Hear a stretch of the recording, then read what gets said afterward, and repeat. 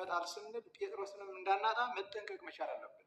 አሁን የምንጥለው ጥለ ነው ምናልፍ እኔ ሁልጊዜ የምናገረው ንግግር ነው። ሁልጊዜም ቢሆን ጥለ ነው የምናልፈው ነገር የምንቆርጠው ማንን ነው ይውዳል። ጴጥሮስ ግን በድክመት ውስጥ ቢሆን አንስተን ይዘነው የምንቀጥል እንጂ ቆርጠን ጥለ ነው የምንቀጥል አይደለም።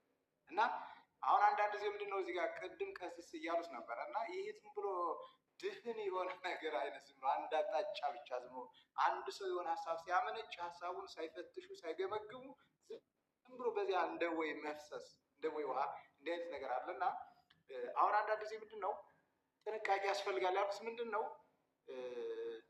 ይሁዳን ቆርጦ መጣል ያስፈልጋል። ለምን ከተባለ ያትትው ለሀጥ ከመይረስ ባት እግዚአብሔር ሀጥን ሰው ያው መንግስት ቢሆን ደብረ ታቦር ይዞት ሊወጣ አይገባም።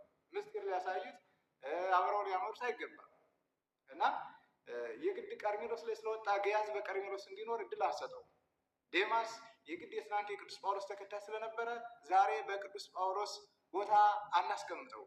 እና እነዚህ መቆረጥ ያለባቸውን ነገር ለይተን እየቆረጥን ግን ደግሞ ኃይል ሊሆኑ የሚችሉ ነገሮች ለምሳሌ በድክመታቸው እስከነ ድክመታቸውም ቢሆን እንደ ጴጥሮስ መሰረት ሊሆኑ የሚችሉ ነገሮችን ይዘን መቀጠል እንችል ዘንድ ስንነቅፍም ስንደግፍም መርጠን አይተን መሆን መቻል አለበት ነው። በማስተዋል መሆን መቻል አለበት። ከዛ ውጭ ግን ራስን ስለመከላከል በወንድማማችነት መካከል እኮ የተደረገ ጦርነት አለ እኮ። ለምሳሌ ስንመለከት ከያዕቆብና ከኤሳው ጋር የተደረገ ጦርነት አለ። ያዕቆብ ጦርነት ከወንድሙ ጋር ያደረገው ግን ወንድሙን ለማጥፋት አይደለም። ወንድሙ ሊያጠፋው በመጣ ሰዓት ግን ምን አድርጓል? ጦርነት አድርጓል። ስለዚህ እግዚአብሔር ደግሞ ከያዕቆብ ጋር ሆኖ ምን አድርጓል? ኤሳውን አጥፍቷል። በነፍጥ ተመቶ እንዲወድቅ አድርጓል። እና እንግዲህ እነሱ ምንድነው ከአንድ አብራክ የተገኙ ናቸው። ግን አስፈላጊ የሆነበት ሰዓት ደግሞ ምን አድርጓል? ጦርነት አድርጓል። ያዕቆብ ራሱን ተከላክሏል። ፈልጎ ያዕቆብ ሊዋጋ አይደለም። ኤሳው ግን መጀመሪያ ምን አደረገ? እጅ መንሻ ላከለት። እጅ መንሻውን ከመቀበል ይልቅ ምን ሊያደርግ መጣ? ተደራጅቶ ሊገለው መጣ። ቤተሰቡን በሙሉ ጠቅልሎ ይዞ ተደራጅቶ በደንብ መጣ። በዚህ ጊዜ ያዕቆብ ደግሞ የነበረውን ከፍሎ ቡድን አደረገና ራሱን መከላከል ጀመረ። እና ራስን መከላከል ምንድነው? ሌላውን ሄዶ መውረር አይደለም፣ ሌላውን ማጥፋት አይደለም፣ ሌላው እንዳይኖር ከምድረገጽ ሌላውን መደምሰስ እኔ ብቻ ልኖር ማለት አይደለም። ስለዚህ በዚህ መንገድ የሚደረግ ነገር ሁሉ ምንድነው? ፍትሃዊ ነው። ፍትሃዊ ነው። ግን ይህን በምናደርግ ሰዓት አንዳንድ ጊዜ ምናልባት በዚህ በዘፍጥረት ምዕራፍ 34 ላይ ስንመለከት የዚህ የሌዊንና የስምዖንን የያዕቆብን ታሪክ እናገኛለን። እና ይሄ ያዕቆብ በዚህ መልኩ እንዲህ አድርጎ ራሱን የተከላከለው ያዕቆብ በዚህ ቦታ ላይ ግን ስንመለከተው ግን ምንድን ነው ያደረገው? ሌዊና ስምዖን እርምጃ በወሰዱ ሰዓት እሱ ለምን ይህን አደረጋችሁ ብሎ ያዕቆብ ለብቻ ልጆቹ ደግሞ ለብቻ ያዕቆብበት ሰዓት ነበረ። ተመልከቱ። አሁን ያዕቆብና ማነው ይሄ ሌዊና ስምዖን ምን አድርገው ነው የገቡት? መጀመሪያ ጊዜ እኛን ይምሰሉን አሉ። አንዳንድ ጊዜ ጥበብ ያስፈልጋል የሚባለው እዚህ ላይ ነው። እኛን ይምሰሉን አሉ፣ ተገዘሩ። በሶስተኛው ቀን ቁስል ይጸናል ይላሉ አባቶቻችን። እና በዚህ ጊዜ ምን አደረጉ ነው የሚለው? ወቦ ውስጥ ሀገር ተታቢውም ወቀተሉ ሁሉ ተባይተው ደፍረው አይዞ ተባብለው ገቡ ይላል። እና እንደዚህ ዝም ብሎ አንዳንድ የየብቻ መሄድ ሳይሆን አይዞ ተባብሎ መግባት መሰልፍ ያስፈልጋል።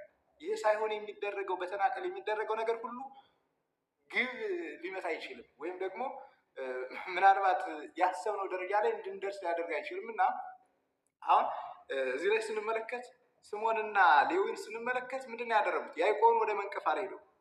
ይሄ ያዕቆብ በሆነ ጊዜ ራሱን ሲከላከል የነበረው ከወንድሙ ጋር እንኳ ሳይቀር ተመልከቱ፣ ራሱን ለማዳን ሲል ጦርነት ሲያደርግ የነበረው አካል በዚህ ጊዜ ግን በእምነትም ለማይመስሉት እንደገና በባህልም ለማይመስሉት ምንም አይነት ዝምድና የሌላቸው እነዚህ የኤሞር ልጆች ወይም የሴኬም እነዚህ ከነሱ ጋር ምን ለማድረግ ፈልጎ ነበር? እሱ በሰላም ዝም ብሎ ልጁን ገብሮ ለመኖር ፈልጎ ነበር።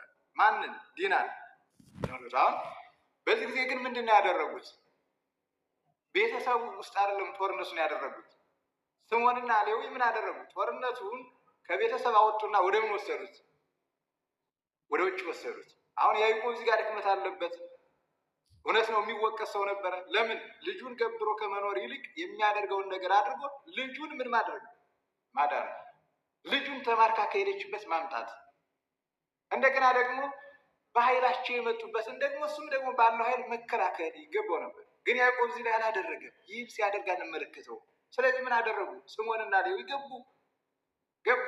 እኛ እህታችንን ገብረን አንገት ደፍተን በእንዲህ አይነት ድርድር ተደራድረን እህታችንን አሳልፈን ሰጠን ድርድር ውስጥ ገብተን በእህታችን ላይ በዚህ መልኩ የምንኖረው ህይወት አይኖርም።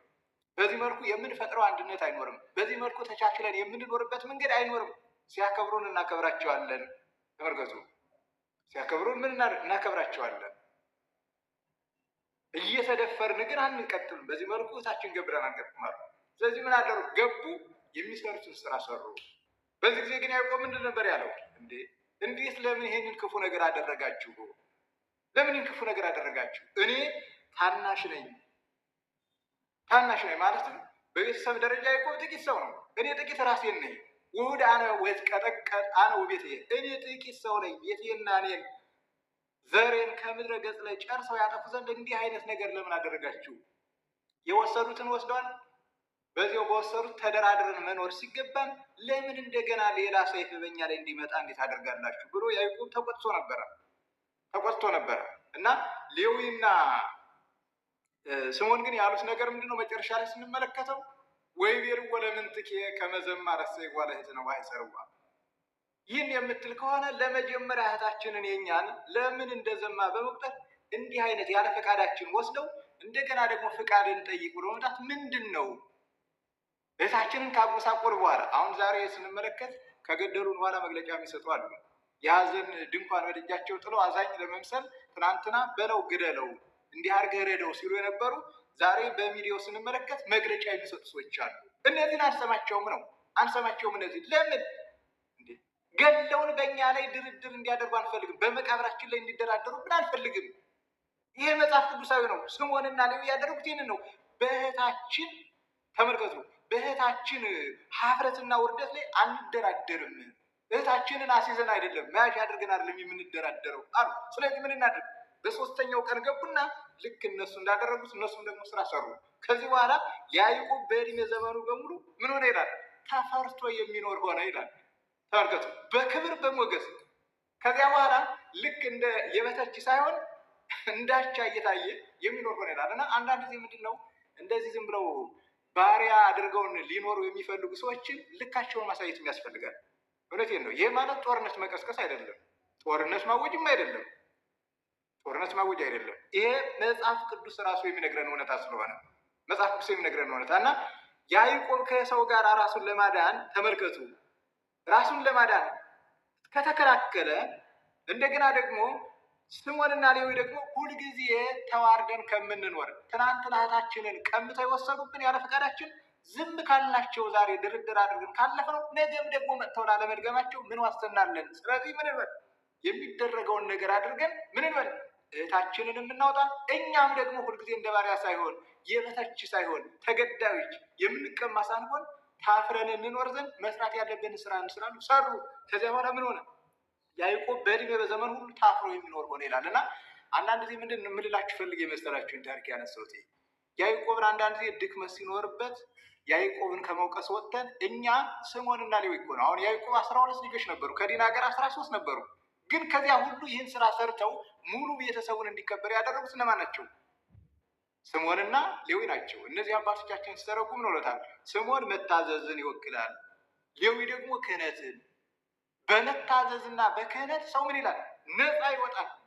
ተመልከቱ፣ ነፃ ያወጣል። ክህነት መታዘዝ ሰውን ምን ያደርጋል? ነፃ ይወጣዋል ይላል። እና ምን ልላችሁ ፈልጌ ነው እንደ ያዕቆብ አንዳንድ ድክመት ያለባቸውን ሰዎች ልክ እንደ ጴጥሮስ እያነሳን ማለት እንደ ይሁዳ ግን ዝም ብለው የሚቀልዱትን ደግሞ ለይቶ ቆርጦ መጣል ያስፈልጋል።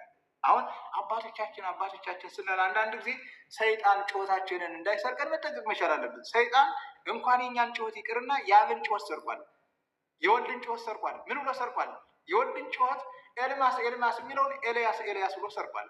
የአብን ጩኸት ሰባይኩ ከይህ የሚለውን ወቦለ ይቤሉ መላእክት ተናገሩ፣ ወቦለ ይቤሉ ነጎድጓድ ውእቱ። የመብረቅ የነጎድጓድ ጩኸት ነው፣ የነጎድጓድ የመብረቅ ድምፅ ነው፣ እንደገና ደግሞ የመላክ ድምፅ ነው ብሎ ሰርቋል። የክርስቶስን ድምፅ ሰርቋል።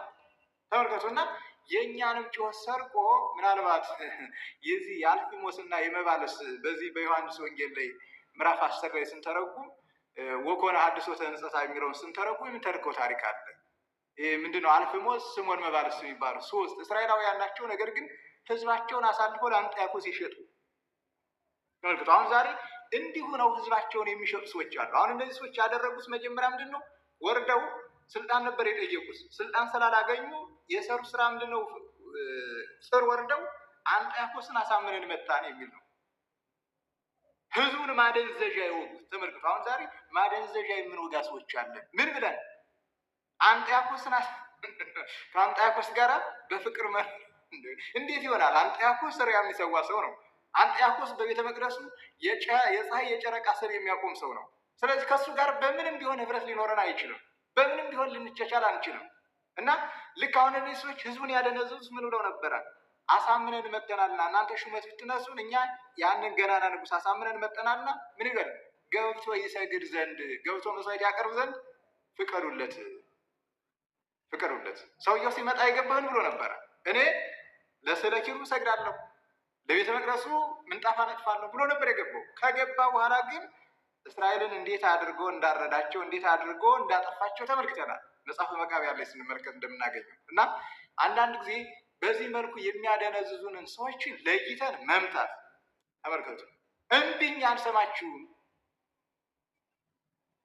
እነዚህ ነው እንግዲህ ወቋቸው፣ እንዲህ አይነት ሰዎችን ወቋቸው ያለን። ጌታም ደግሞ ወታቀው ሰብኩ ያለ ከክፉ ሰዎች ተጠበቁ ያለ እነዚህ ነውና እነዚህን ለይቶ ማወቅ ያስፈልጋል። ከነዚህ መጠበቅ ያስፈልጋል። ግን ደግሞ አብረውን ኃይል ሆነው ሊቀጥሉ የሚችሉ አባቶችን ደግሞ ለይተን ማቆጫ። አሁን እኔ በነገራችን ላይ አባቶች የሉንም የሚለውን ቋንቋ አልቀበለውም። ለምንድን ነው አልቀበለውም? አሉን አባቶች፣ ግን እነዚህ አባቶች ምን ያህላቸው ነው? አባቶች አሉ እየተሳደዱ የሚኖሩ አባቶች የሉም እንዴ? አሉ እኮ እንዴ፣ እናውቃቸዋለን እኮ።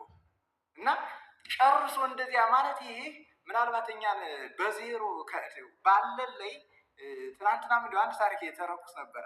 አንድ አባት ነበረ እና ምንድነው እሱ እንደው እኔ ከሰው ካልተለየው አልድንም ብቻዬን ካልሆንኩ የሚል አቋም ነበረው። እና አንድ አባት ያለው ምንድነው ከሰው ጋር ሆነ መዳን ካልቻልክ ብቻህን ብትሆን አልድንም። በዜና ላይ የምናገኘው ታሪክ ነው። ተመልከቱ፣ ከሰው ጋር ሆነ ካዳንክ ብቻህን አልድንም። እና አንዳንድ ጊዜ ኃይል ከሚሆኑ ሰዎች ጋር አብረን ቁመን መቀጠል ካልቻልን የሚታከሙን ታክሞ የሚድነውን አክመን፣ ተመልከቱ፣ ወደፊት ሊያፈራ የሚችለውን ደግሞ አፈር አሳክፈን ኮትኩተን ያንን ማስቀጠል ካልቻልን ሁልጊዜ ዝም ብለን ብቻ በጊዜው ጊዜ አላፈራም እያልን እየቆረጥን እየጣልን ከዜሮ እየተነሳን የምንቀጥል ከሆነ ግን አደጋ ስለሚኖረው ጨርሶ ምናልባት ጭወታችንም ሰይጣን ሰርቆ ለሌላ ዓላማ እንዳይጠቀምበት በድፍን ጨርሶ ምንም ነገር እኛ አባት የለንም፣ ምንም ነገር መምራን የሉንም፣ ምንም ነገር እንዲህ አይነት ሰው መለኮታት የሉንም። አንዳንድ ጊዜ እንዴ ለዘር የሚሆን እግዚአብሔር እኮ በዘመናት መካከል ስንመለከት ሰዎች የሚመለከቱት ምልከት አለ፣ እግዚአብሔር ደግሞ እንደገና ደግሞ የሚያውቀው እውቀት አለ። እና እግዚአብሔር ምንጊዜም ቢሆን ምድርን ዘር አልባ ስፋት አያውቅም። እና ይህን ማወቅ መቻል አለብን ነው። ሌላው ግን ወደ ታሪክ ስንመጣ ለምሳሌ ከቆስጠንጢኖስ እና ከመክስሚያኖስ ጋር የተደረገውን ውጊያ ስንመለከት ለምሳሌ ክርስቲያኖች የጽዋውን ስባሬ፣ የፀሐሉን ስባሬ፣ የመስቀሉን ስባሬ ይዘው መጥተው ቆስጠንጢኖስን ምን ይሉት ነበረ? ያሳዩት ነበረ። ስለዚህ አንደኛው ቆስጠንጢኖስ እንዲዘምት ያደረገው ምንድን ነው? ግዛት አንሶት አልነበረም፣ ግን ምን ሊያደርግ ክርስቲያኖችን ለማዳን ዘምቷል። ተመልከቱ፣ የሀገራችን ንጉሥ አፄ ካሌብን ስንመለከት የመን ድረስ ሂዶ ምን አድርጓል? የክርስቲያኖችን ደም አስቆሟል። በዚህ መልኩ እርምጃ መውሰድና መደራጀት ምንም ነገር ድርድር ውስጥ የማንገባበት ነው። ድርድር ውስጥ የማንገባበት ምንም ሌላ የህግ ተርጓሚ መጥቶ ሊተረጉምልን የማይችል ሁላችንም ያለ ምንም ማመንታት የምንገባበት ነው። ሰው ራሱን ሳይከለ በዘመነ መሳፍንት ስንመለከት እኮ እግዚአብሔር ጌዲዮንን ያስነሳው ምን ሊያደርግ ነው?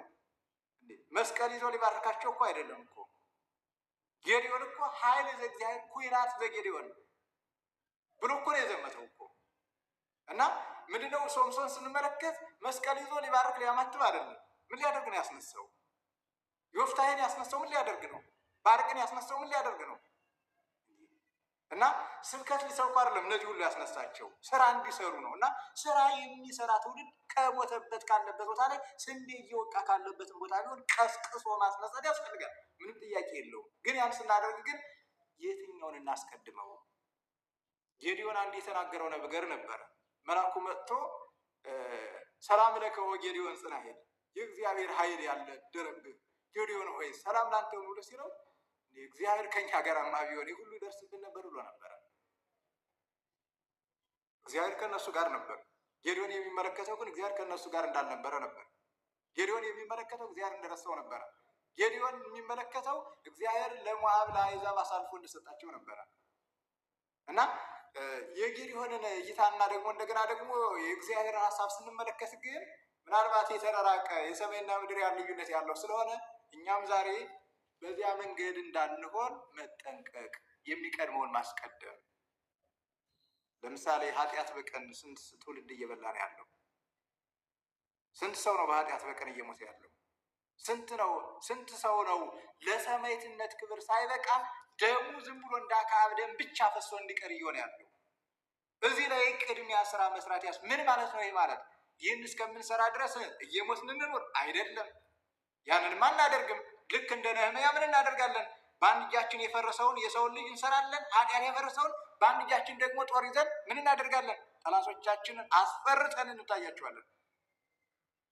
ጠላቶቻችን እንከላከላለን። ያ ካልሆነ ኢየሩሳሌም የፈረሰ ያ ቅጽር ቤተ መቅደስ ሊሰራ አይችልም። በስብከት ብቻ አይሰራም። ምን ያስፈልገዋል? ጦር ያስፈልገዋል። ይህን ያደረጉት በአንድ እጃቸው ጭቃ በአንድ እጃቸው መሳሪያ ይዘው ሰርተዋል። እና እኛም ስንሰራ ልክ እንዲያው ዝም ብለን ይሄ እነዚህ አሮናዊውን የመከላከል ብቻ ሳይሆን ከታች ያለውን ነገር ልንሰራበት ይገባል። ከታች ያለው የተሆነውን ያለፈውን ነገር እና ደግሞ አንዳንድ ጊዜ ምንድነው አባቶች እዚህ አሁን እኔ ሶሻል ሚዲያ ላይ የሚመለከተው አንድ ሰው ሀሳብ የሚሰጥ ሰው የጎደለውን የሚሞላ እንጂ የሞላውን ሁሉ ዝም ብሎ ሙሉ የሆነውን ሁሉ አፈራርሶ የሚጥል መሆን የለበትም። ይህ መጠንቀቅ መቻል አለብን። አንዳንድ ጊዜ እንደው ዝም ብለን ሁሉንም የመቃወም ለምሳሌ አንድ ሰው ሲናገር ከምን አንጻር ተናገረው? ከምን አንጻር ተናገረው? እንደው አንዳንድ ጊዜ ዝም ብለን ጥቅሶችን ሁሉ ይዘናቸው ከሄድን ምናልባት ስራ እንድንሰራም ሊያደርጉን ይችላሉ። እና አሁን ዝም ብሎ ምንድነው አንዳንድ ሰዎች ዝም ብሎ ሁሉም ጦረኛ እንዲሆንም አንፈልግም። ጦረኛ የምንሆንበት ጊዜ አለ፣ እንደገና ደግሞ የማንሆንበት ጊዜ አለ። እና በዚህ መልኩ ያስተማሩን አባቶችንም መንቀፍ ሳይሆን ከእነሱ የጎደለውን እነሱ የሄዱበት መንገድ ይሄ ጥሩ ነው፣ ግን ደግሞ ይህ ብቻ አይሆንም፣ ይሄ ሊጨመርበት ያስፈልጋል። በዚህ መልኩ ደግሞ ይህንኛውን ቀዳዳ ደግሞ በዚህ ልንዘጋው ይገባል። ቤት ሲሰራ መቼስ በአንድ ነገር ብቻ ይሰራል። ገለባ ያስፈልገዋል፣ ድንጋይ ያስፈልገዋል፣ ሌላም ነገር ያስፈልገዋል። እና እንደው በቃ የሆነ ነገር ብቻ ያንን መሰረት አድርገን ሌሎችን መያዝ ያለብንንም ሰዎች እንዳናጣ ልንጠነቀቅ ይገባል የሚል ሀሳብ አለኝ። አሁን ላይ እያለ የተደረገውን ይሄ በዚህ በሶሻል ሚዲያ ላይ እየተደረገ ያለውን እንቅስቃሴ በተመለከተ ግን ሁላችንም የምንደግፈው ነው። ማንም ለማን ባሪያ ሆኖ የሚኖርበት አንዱ ባሪያ አንዱ ደግሞ ገዥ ሆኖ እንዲኖር የባርነት ትምህርት አናስተምርም ነው። ባሪያ እንድንሆን በገንዛ ቦታችን ላይ በገንዛ ርስታችን ላይ ባሪያዎች ሆነን ገባሮች ወንዝ ገባር ወንዝ የሚባል አለ እና ገባር ሆነን እንድንቀጥል አናስተምርም። ከገባርነት የምንወጣበትን ትምህርት ግን ይህን የመታህን ግራህን ስጠው ብሎ ብቻ መስበክ ይመስለዋል። አላልንም። ያን አላልንም። እንደዚህ የሚባል ነገር አይሰራም። ያን የምናደርገው አንደኛ እዚያ ደረጃ ላይ ስትደርስ ነው። ይህ ስብከት አንደኛ የተሰበከበትንም ዓላማ ማወቅ ያስፈልጋል። የተራራው ስብከት ይባላል፣ አንቀጸ ብፁዓን ይባላል። ይሄ ብፁዓን ንዑዳን የሆኑ ይሄ አንድ እንደው በጣም ይገርም። አንድ ሰው ገና ሳይጸነስ ተወለደ ተብሎ አይነገርለትም። ለተወለዱ ሰዎች ነው። ይሄ ለተወለዱ ሰዎች ነው። ለምሳሌ ጫማ ትያዝ በትር ማትያዝ የሚለው ለኔ ይሄ አይሆንም፣ ለኔ አይሰበክም። እኔ ባለም ያለው እኔ ጫማ ያስፈልገኛል፣ በትር ያስፈልገኛል። የኃጢአት ጫማ ግን አያስፈልገኝም፣ የኃጢአት በትር ግን አያስፈልገኝም። ግን ከኔ ደግሞ ከፍ ላሉት ደግሞ እዚያ ተራራው ላይ ለወጡ ሰዎች ደግሞ ይሄ ስለሚያስፈልጋቸው ምን ተብሏል? ጫማማ ትያዙ በትር ማትያዙ። ስለዚህ አንድ መምህር ሲያስተምር ይህንን በዓለም ውስጥ ለሚኖር ሕዝብ ጦርነት ባለበት በጦርነት ተከቦ ለሚኖር ሕዝብ ይሄ ትምህርት አይሰጥም። ጫማ አትልበስ ስንቃት ያዝ አይባልም። ይሄ እነዚህ ተለይተው ይሄ የተነገረላቸው ሰዎች እነማን እንደሆኑ ወንጌሉ ራሱ ስለሚነግረን እና ምን ለማለት ፈልጌ ነው? ይሄ ቀኝ ለመታ ግራህን የሚለው በራሱ የተራራ ስብከት ነው። ተራራ ላይ ላልወጣ ሰው ይህ አይሰበክለትም። ተራራ ላይ ላልወጣ ሰው፣ ተራራ ላይ ለወጣ ሰው ግን ይሄ ይሰበክለታል። ይህን ያደርጋል። ይሄ ልክ እነ ጴጥሮስ ተፍጻሜ ሰማዕትን ስንመለከት እኮ ምን ይሉ ነበረ? ኦ እግዚእ ኢየሱስ ክርስቶስ ረስያ ለደሜ ማኅተመ ኩሎሙ ሰማዕታት አንጾኪያ። ከመቃብረ ማርቆስ እየሄደ ጌታ ኢየሱስ ክርስቶስ ሆይ የኔን ደም ምን አድርጋት? የሰማዕታት ሁሉ ደም ማኅተም መጨረሻ አድርጋት እያለ ይጸልይ ነበረ። እና እዚያ ደረጃ ላይ ስንደርስ የምንጸልየው ጸሎት አለ። አሁን እኔ አንድም ንስሐ ያልገባው ሰው፣ ገና በዓለም ውጣ ውረድ ውስጥ የምኖር ሰው፣ እንደ ጌዲዮን ደግሞ እንደገና ደግሞ ህዝቡን በዚያ መንገድ እንድከላከል የተላኩ ሰው ይሄ ሊሰበክልኝ አይችልም። ሊሰበክልኝም ደግሞ ምን ሊሆን አይችልም? ስብከት ሊሆን አይችልም። ለጌዲዮን የምንሰብከው ስብከት አለ፣ ለጴጥሮስ የምንሰብከው ስብከት አለ። ለጌዲዮን ምንድን ነው? ጥሩ ጥሩ አርበኞችን እንደ ውሻ ማነው ዝም ብለው እንደ ከተኝተው የሚጠጡትን ሳይሆን እንደ ውሻ ጨልፈው የሚጠጡትን ማለት ሆዳቸውን ብቻ ዝም ተኝተው በሆዳቸው የሚኖሩትን ሳይሆን ጨልፈው የሚጠጡትን እነዚያን አርበኞችን ያዝና ምን ዝም ብሏል። ስለዚህ ለጌዲዮን የምሰብከው ስብከት ይሄ ነው። ለጴጥሮስ ለእንጦንስ የምሰብከው ስብከት ደግሞ ምን አለበል ነው? ቀኝህን ቢመታ ግራህን ስጠው ነው። አሁን የተደባለቀብን እኛ ችግሩ ምንድን ነው? ይሄ ነው። እንጦንስ ሰፈር ሂደን ስለ ጌዲዮን እንሰብካለን፣ ጌዲዮን ሰፈር ሂደን ደግሞ ስለ እንጦንስ እንሰብካለን። እና ይህንን ለይቶ ማወቅ ያስፈልጋል። ከዚያ ውጭ ግን ህዝቡን ማደንዘዣ እየወጉ ግን ማደንዘዝ ግን ተገቢ አይደለም። ቢያንስ እንደ ያዕቆብ እንኳ ለምሳሌ ልክ እንደ ስምዖን እንደ ሌዊ ሰይፍ ይዘን ገብተን እነዚያን ጠላቶቻችንን አጥፍተን እህታችንን ዲና ቤተ ክርስቲያንን መታደግ ባንችል ያቺ የታደጓት እኮ የያዕቆብ ልጅ የተባለችው እኮ ዲና የተባለችው ቤተ ክርስቲያን እኮ ናት። ቤተ ክርስቲያን እኮ ናት። የያዕቆብ ልጅ ማን ናት? ቤተ ክርስቲያን ናት። ያዕቆብ ማን ነው? ክርስቶስ ነው። ክርስቶስ ነው። ላባ ማን ነው? ሰይጣን ነው። ኤሞር ማን ነው? ሴኬም ማን ነው? ሰይጣን ነው። ስለዚህ ምን ያስፈልጋል? እዚያ ውስጥ ተማርካ የሄደች በኃይል የወሰዷትን ዝም ብለን በስብከት ማምጣት አንችልም ነው። ተመልከቱ፣ በኃይል የሄደብንን ነገር ለማምጣት ኃይል ያስፈልገናል። በቃል የሄደብንን ነገር ለማምጣት ምን ያስፈልጋል? ጥሩ ቃል አዋቂ መሆን ይጠበቅብናል። በቃል በልጦ መገኘት ይጠበቅብናል። ስለዚህ በኃይል የሄደብንን የምናመጣው ምንድነው? በኃይል ነው። ይህ ሲባል ምን ማለት ነው? አንዳንድ ሰዎች ደግሞ እዚህ ጋር ምናልባት በሌላ መንገድ የሚተረጉሙ ሰዎች ይኖራሉ። ይህ ማለት ምን ማለት ነው? እንደው ተዋጊዎችን ሆኑ ማለት ነው? አይደለም። እውነት ነው። ብዙ የሚሰበክ የሚጠቀስ ጥቅስ አለ። ሰልፉ የእግዚአብሔር ነው የሚባል ነገር አለ። ብዙ የሚነገር ነገር አለ። ግን ሰልፉ የእግዚአብሔር እንዲሆን ደግሞ መጀመሪያ እግዚአብሔር መሆን እኛ ይጠበቅብናል ነው። አሁን ተመልከቱ፣ ውስጥ ላይ ያለው ውጊያ የሚበለው ማንን ነው? እዚያው ውስጥ ላይ ያለውን ነው። ከውጭ የሚመጣን ግን ምን ያደርጋል? ከእግዚአብሔር ሆኖ መመከት ይቻላል። ውስጥ ያለ ነገር ሲጠራና አሁን ውስጥ ላይ ስንወቅስ ለምንድን ነው የምንፈረው? ለምሳሌ አሁን በጅምላ አባቶች ከማለት እገሌ እገሌ የሚባል አባት ብለን ለምን መናገር ለምን አስፈራል? እውነቴን ነው። አሁን ይታወቃሉ። በብሔር ተባርነው ጵጵስና ላይ ይወጡ፣ ገንዘብ ከፍለው ይወጡ፣ ክህነት ሳይኖራቸው እስከ ጵጵስና ደረጃ የደረሱ አባቶች የሉም እንዴ? አሉ። ለምንድን ነው እነዚያ ለይተን የማንመታው? ዝም ብሎ በቃ ሁሉን መውቀስ እኔ የጤነኝነት አይመስለኝም። እንዲያው ባጭሩ እስኪ እንዲያው እንጥራ ከተባለ ስም መጥራት ስለማያስፈልግ እንጂ እውነቴን ነው። በጣም ዋጋ የከፈሉ አባቶች የሉም? እንደነ አቡነ ቀውስጦስ እንደ ሌሎችም እንደነ አቡነ እንድርያስን ስንመለከት እሱ ይሻላል። እንደሱ ይሻለው ማለት የዋጋ የከፈሉትን መጥቀስ ነው የሚቀለው እንጂ ያልከፈሉትን ብንጠቅሳቸው ብራና አይወስናቸውም። እና አሁን የያዙት ጥሩ ነው ማለት እኛን ዋጋ ያልከፈሉትን ብንጠቅስ ስለማንጨርሳቸው ለማለት ነው። እውነት ነው መምህር። እና ምን ለማለት ፈልጌ ነው ባጭሩ፣ በእውቀትም ደረጃ ስንሄድ እኮ በጣም የቤተ ክርስቲያንን ትምህርት በሙሉ የወሰኑ አባቶች እኮ አሉ። እዚያ ሲኖዶስ ውስጥ የሉም እንዴ? አሉን እኮ። እና አቡነ በርናባስ ነው ማለት የሚባሉት የሰቆጣ ሀገረ ስብከት ሊቀ ጳጳስ በቀለምም በሕይወትም በእውነት ቤተ ክርስቲያንን ሊመጥኑ የሚችሉ አባት አሉ። አሁን እነዚህ ሁሉ ባሉበት እንዲሁ የእግራቸውን ጣብ የማንደርስ በእውቀት ደረጃ ስንመለከት በምስጢርና አቡነ እንድርያስን የመሰሉ የተራቀቁ በእውነት ማለት ነው ከፈለክ ቆቡን ውሰደው ብለው እስከዚህ ድረስ ራሳቸውን አግለው የሚኖሩ አባቶች እኮ አሉ። እነዚህን ሁሉ በጅምላ ማለት በጸሎት የሚያግዙን አብሮ መምታት ተገቢ አይደለም። እና እኔ ምን ለማለት ፈልጌ ነው አሉ አይደል? ይሄ እንደ ቦርጩና የሐረር ሰንጋ የጋማ ከብት አስመስሎ የሚኖር አለ አይደል? ለምንድን ነው ያን አንለው? በክልል ልክ እንደ ፓርቲ እንደ ፖለቲካ ፓርቲ በክልል ተወክሎ ሊቀ ጳጳስ ይሆናል። በክልል ተወክሎ ሊቀ ጳጳስ ሆኖ የመጣ ነው። አንዳንድ ትናንትና ክልላችንን በቋንቋ እናስተምራለን ብለው የወጡ አምቦ ላይ እየተመደቡ ወለጋ ላይ እየተመደቡ የት ነው ያሉት ዛሬ? ሶማሌ ክልል፣ አፋር ክልል አይደለም ያሉት? ህዝቡን በቋንቋ እያስተማሩት ነው ዛሬ። የት ነው ወለጋ የተመደቡት? የት ነው ያሉት? 4 ኪሎ እዚያ ከረሙ። ምን አሉ?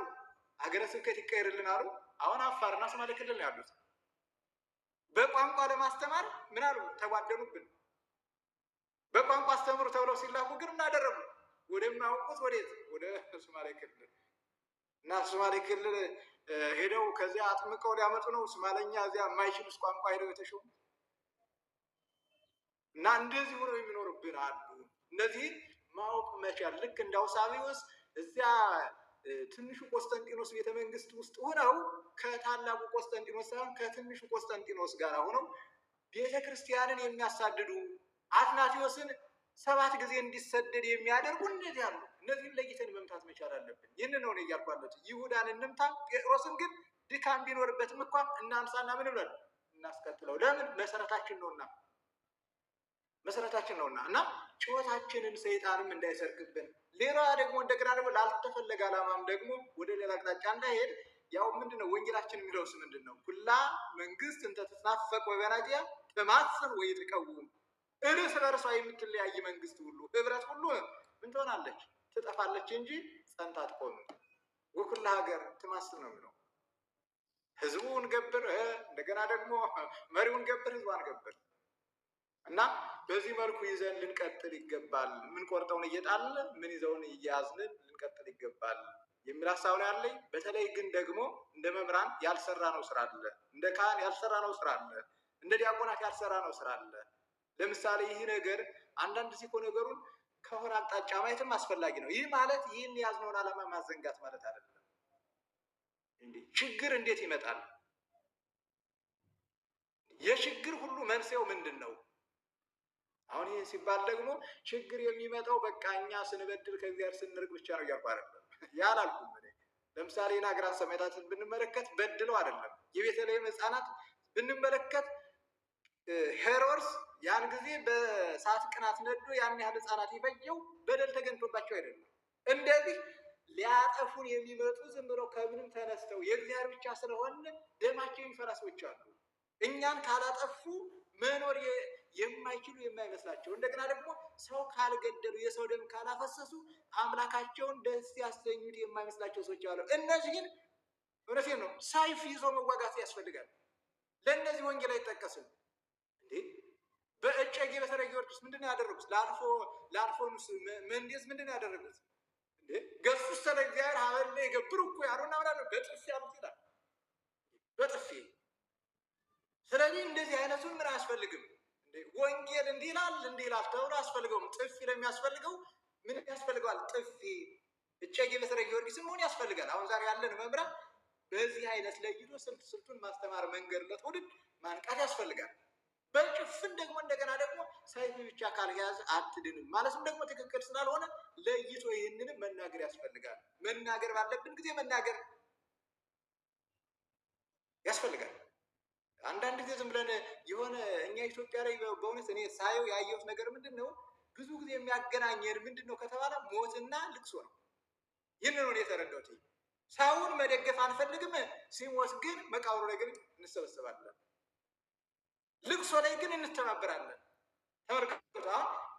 ብዙ ጊዜ እኔ በጣም ግርም ይለኛል። እነሱ ተደራጅተው በተቋም ነው እየሰሩብን ያሉት። ለምሳሌ በገንዘብ ስንመለከት፣ በንግድ ስንመለከት በጣም ተደራጅተው ተናበው ነው የሚሰሩ። እኛ ግን ሰው ታመመ ሲባል ተባብረን ሰደን እናሳክማለን። ተቋም ግን አንገነባም። ለምን? ሰው ሞተ ሲባል ተባብረን ወስደን እንቀብራለን። ለምን? እንቅበር፣ መልካም ነው። ግንስ ለቀበር ከመሰባሰባችን አስቀድሞ ተመልከቱ፣ መጀመሪያ ጊዜ መስራት ያለብን ስራ አለ። ቀበር ብቻ አይደለም አንድ ማድረግ ያለበት እና እነሱ በዚህ ነው ተናበው እየሰሩብን ያሉ። ዓለም ደግሞ ምንጊዜም ቢሆን ያለውን እንጂ የሌለውን አይሰማም። እንኳን ዓለም ይቅርና እግዚአብሔር ከሌለ የለህም ይላል። ለምን? እስመ ለዘቦ ይሁብዎ ወይ ወይስቅዎ፣ ላለው ይጨምሩታል፣ ይሰጡታል፣ ይጨምሩታል። ወለዘ ይሁ እለህ ወይ ሀይድዎ ነው። የሌለውን ግን ምን ይሉታል? ያለውን ይቀሙታል። ስለዚህ ዓለም ላይ ተፎካካሪ ለመሆን ምን ያስፈልጋል ከተባለ ዓለምን የምትገዳደርበት ኃይል፣ ሀብት፣ እውቀት፣ ዝና፣ ፖለቲካ ያስፈልጋል። ፖለቲካ ውስጥ ገብተህ መስራት ይጠበቅብሃል።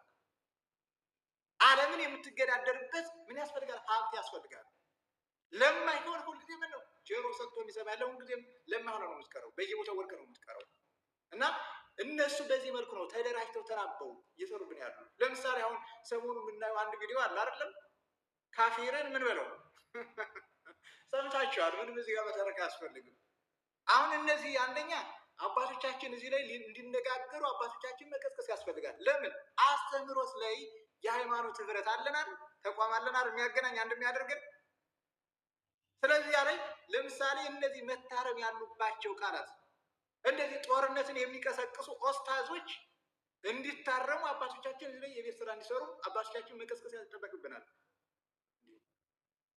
እምነቱ ግደል የሚለውን ያን በእርግጥ እነሱ እምነቱ ያላዘውን አይደለም የተናገሩ፣ እምነቱ ያላቸውን ነው የተናገሩት። እና ግን እንዲህ ብለው የሚሰብኩ ስለኛ መሞት ስለኛ መገደል ከሚሰብኩ ሰዎች ጋራም ደግሞ የማይሰሙን ከሆነ ህብረት አድርገን የሃይማኖት ተቋም ተብሎ አንድ ላይ የምንቀጥልበት ነገር ሊቆም ይገባል፣ ሊቆም ይገባል። እነሱ ስለኛ መገደል እየሰበኩ ግን እኛ ግን የሃይማኖት ተቋም መስርተን አንድ ተቋም መስርተን መግለጫ እየሰጠን የምንኖርበት ዘመን ሊኖር በቃ ሊባል ይገባልና ይህን ሁሉ ማየት ያስፈልጋል ብዬ ነው የማምነው። ሌሎች መምህራን ስላሉ በጣም ብቻ ያን ጊዜ ወስጄ ከማወራ እግዚአብሔር ይስጥልኝ ብቃኝ ነው እዚህ ላይ። እሺ እግዚአብሔር ይስጥልን መምህር ወልደሰንበት፣ ግሩም ነው በእውነት እግዚአብሔር ይጠብቅልን። ሊቃውንተ ቤተክርስቲያን ሁላችሁንም እግዚአብሔር ይስጥልን። በጣም ተገቢ መልእክት ነው የተላለፈው። ያው ጊዜ ቢኖረን ከዚህ በላይ በጣም ብዙ ብንነጋገር እጅግ መልካም ነው። ግን እንደው እንደ ማሳሰቢያ እዚህ ያላችሁ ሁላችሁም መምህራን ይህን ጉዳይም በደንብ ጉዳይ አድርጎ በደንብ ቤት ተከፍቶ ሊሰራበት ይገባል ብዬ አስባለሁ። ቅድም መምህር ኤፍሬም እንዳሉት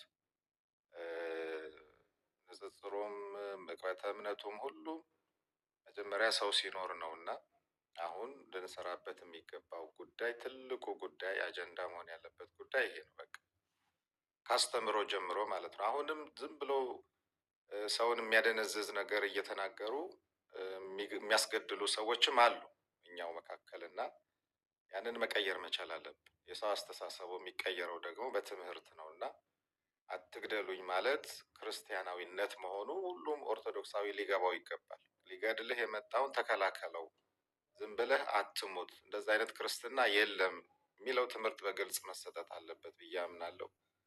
ስለዚህ ይህንን በደንብ እንቀጥልበታለን። ግን እኔም ጋር ያው ሰዓቱ ስለመሸ አሁን እያጠቃለልን ለመሄድ ከመምህር ሚካኤል እንጀምርና አጠራጠር እያደረጋችሁ ሀሳባቸውን እንሰማለን። መምህር ድል በድል፣ መምህር ግሩም፣ ቀሲስ ወልደ ጊዮርጊስ እንኳን ደህና መጣችሁ፣ ሰላም ብያለሁ።